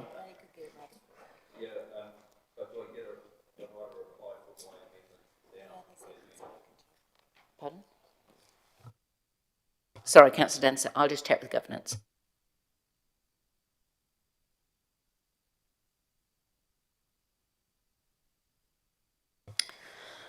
Okay, if we're going to open it up again for more speaking, in fairness, I'm going to have to open it to other people who might want to speak to option 3. Yes, and if I give that to you, then the advice I've had from governance is I should then open it up if there's any other comments on option 3. Okay, all right. So, Councillor Bonia, what are you in the queue for? Through you, Madam Chair, to move that if this fails, I'll move option 1. The advice I've been given is that we don't need to move option 1. If this fails, status quo is the status quo is the presumed continuation. Perfect. Yeah, I have got things to say, but I probably can't say them. So we will just go to vote on option 3 now, which is separate property development entity, council control trading organisation, wholly owned by council, with a long-term pathway for social housing redevelopment and potential transition to a community housing provider model, moved by Councillor Dennis and seconded by Councillor Wood. We'll vote now. Oh. Sorry, a question to the mover and seconder, if they would be also prepared to include the previous addendum about in-scope portfolio? No. Okay. Well, did you want to move it as an amendment then? Yes, I'll move that as an amendment. Okay, so Councillor Bowen, given that the mover and seconder don't want to include the quote-unquote friendly amendment, would like to move her amendment first. Okay. I think we're both comfortable with that. Sorry. So we'll accept it. Hang on a minute. Sorry, Councillor Denson, just carry on. What did you want to say? You are comfortable with that amendment? I think for progressing this debate, I think we're comfortable that we accept that part. Thank you. You're happy with that, Councillor Wood? Okay. So just to be clear then, that includes the addendum that was added onto the other one. Just give me a minute.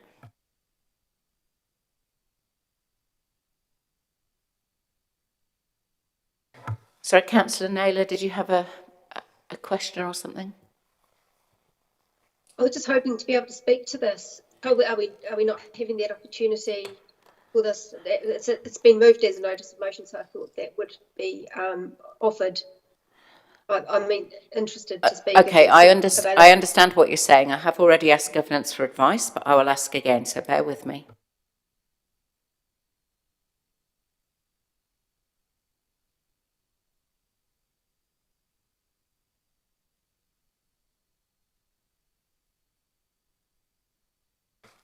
Councillor Naylor, I think you make a fair point. There may well be people who wanted to comment on option 3, but didn't comment on it because it wasn't on the table, and therefore I should, in fairness, open it up again. So look, I wonder if we should just adjourn for lunch, to be honest. Because often when we get ourselves into a bit of a mix like this, it's best to take a breather. So let's just adjourn for lunch, and we'll come back after lunch, and if people want to make comments on option 3, they can do that then. We'll come back at 10 to 2.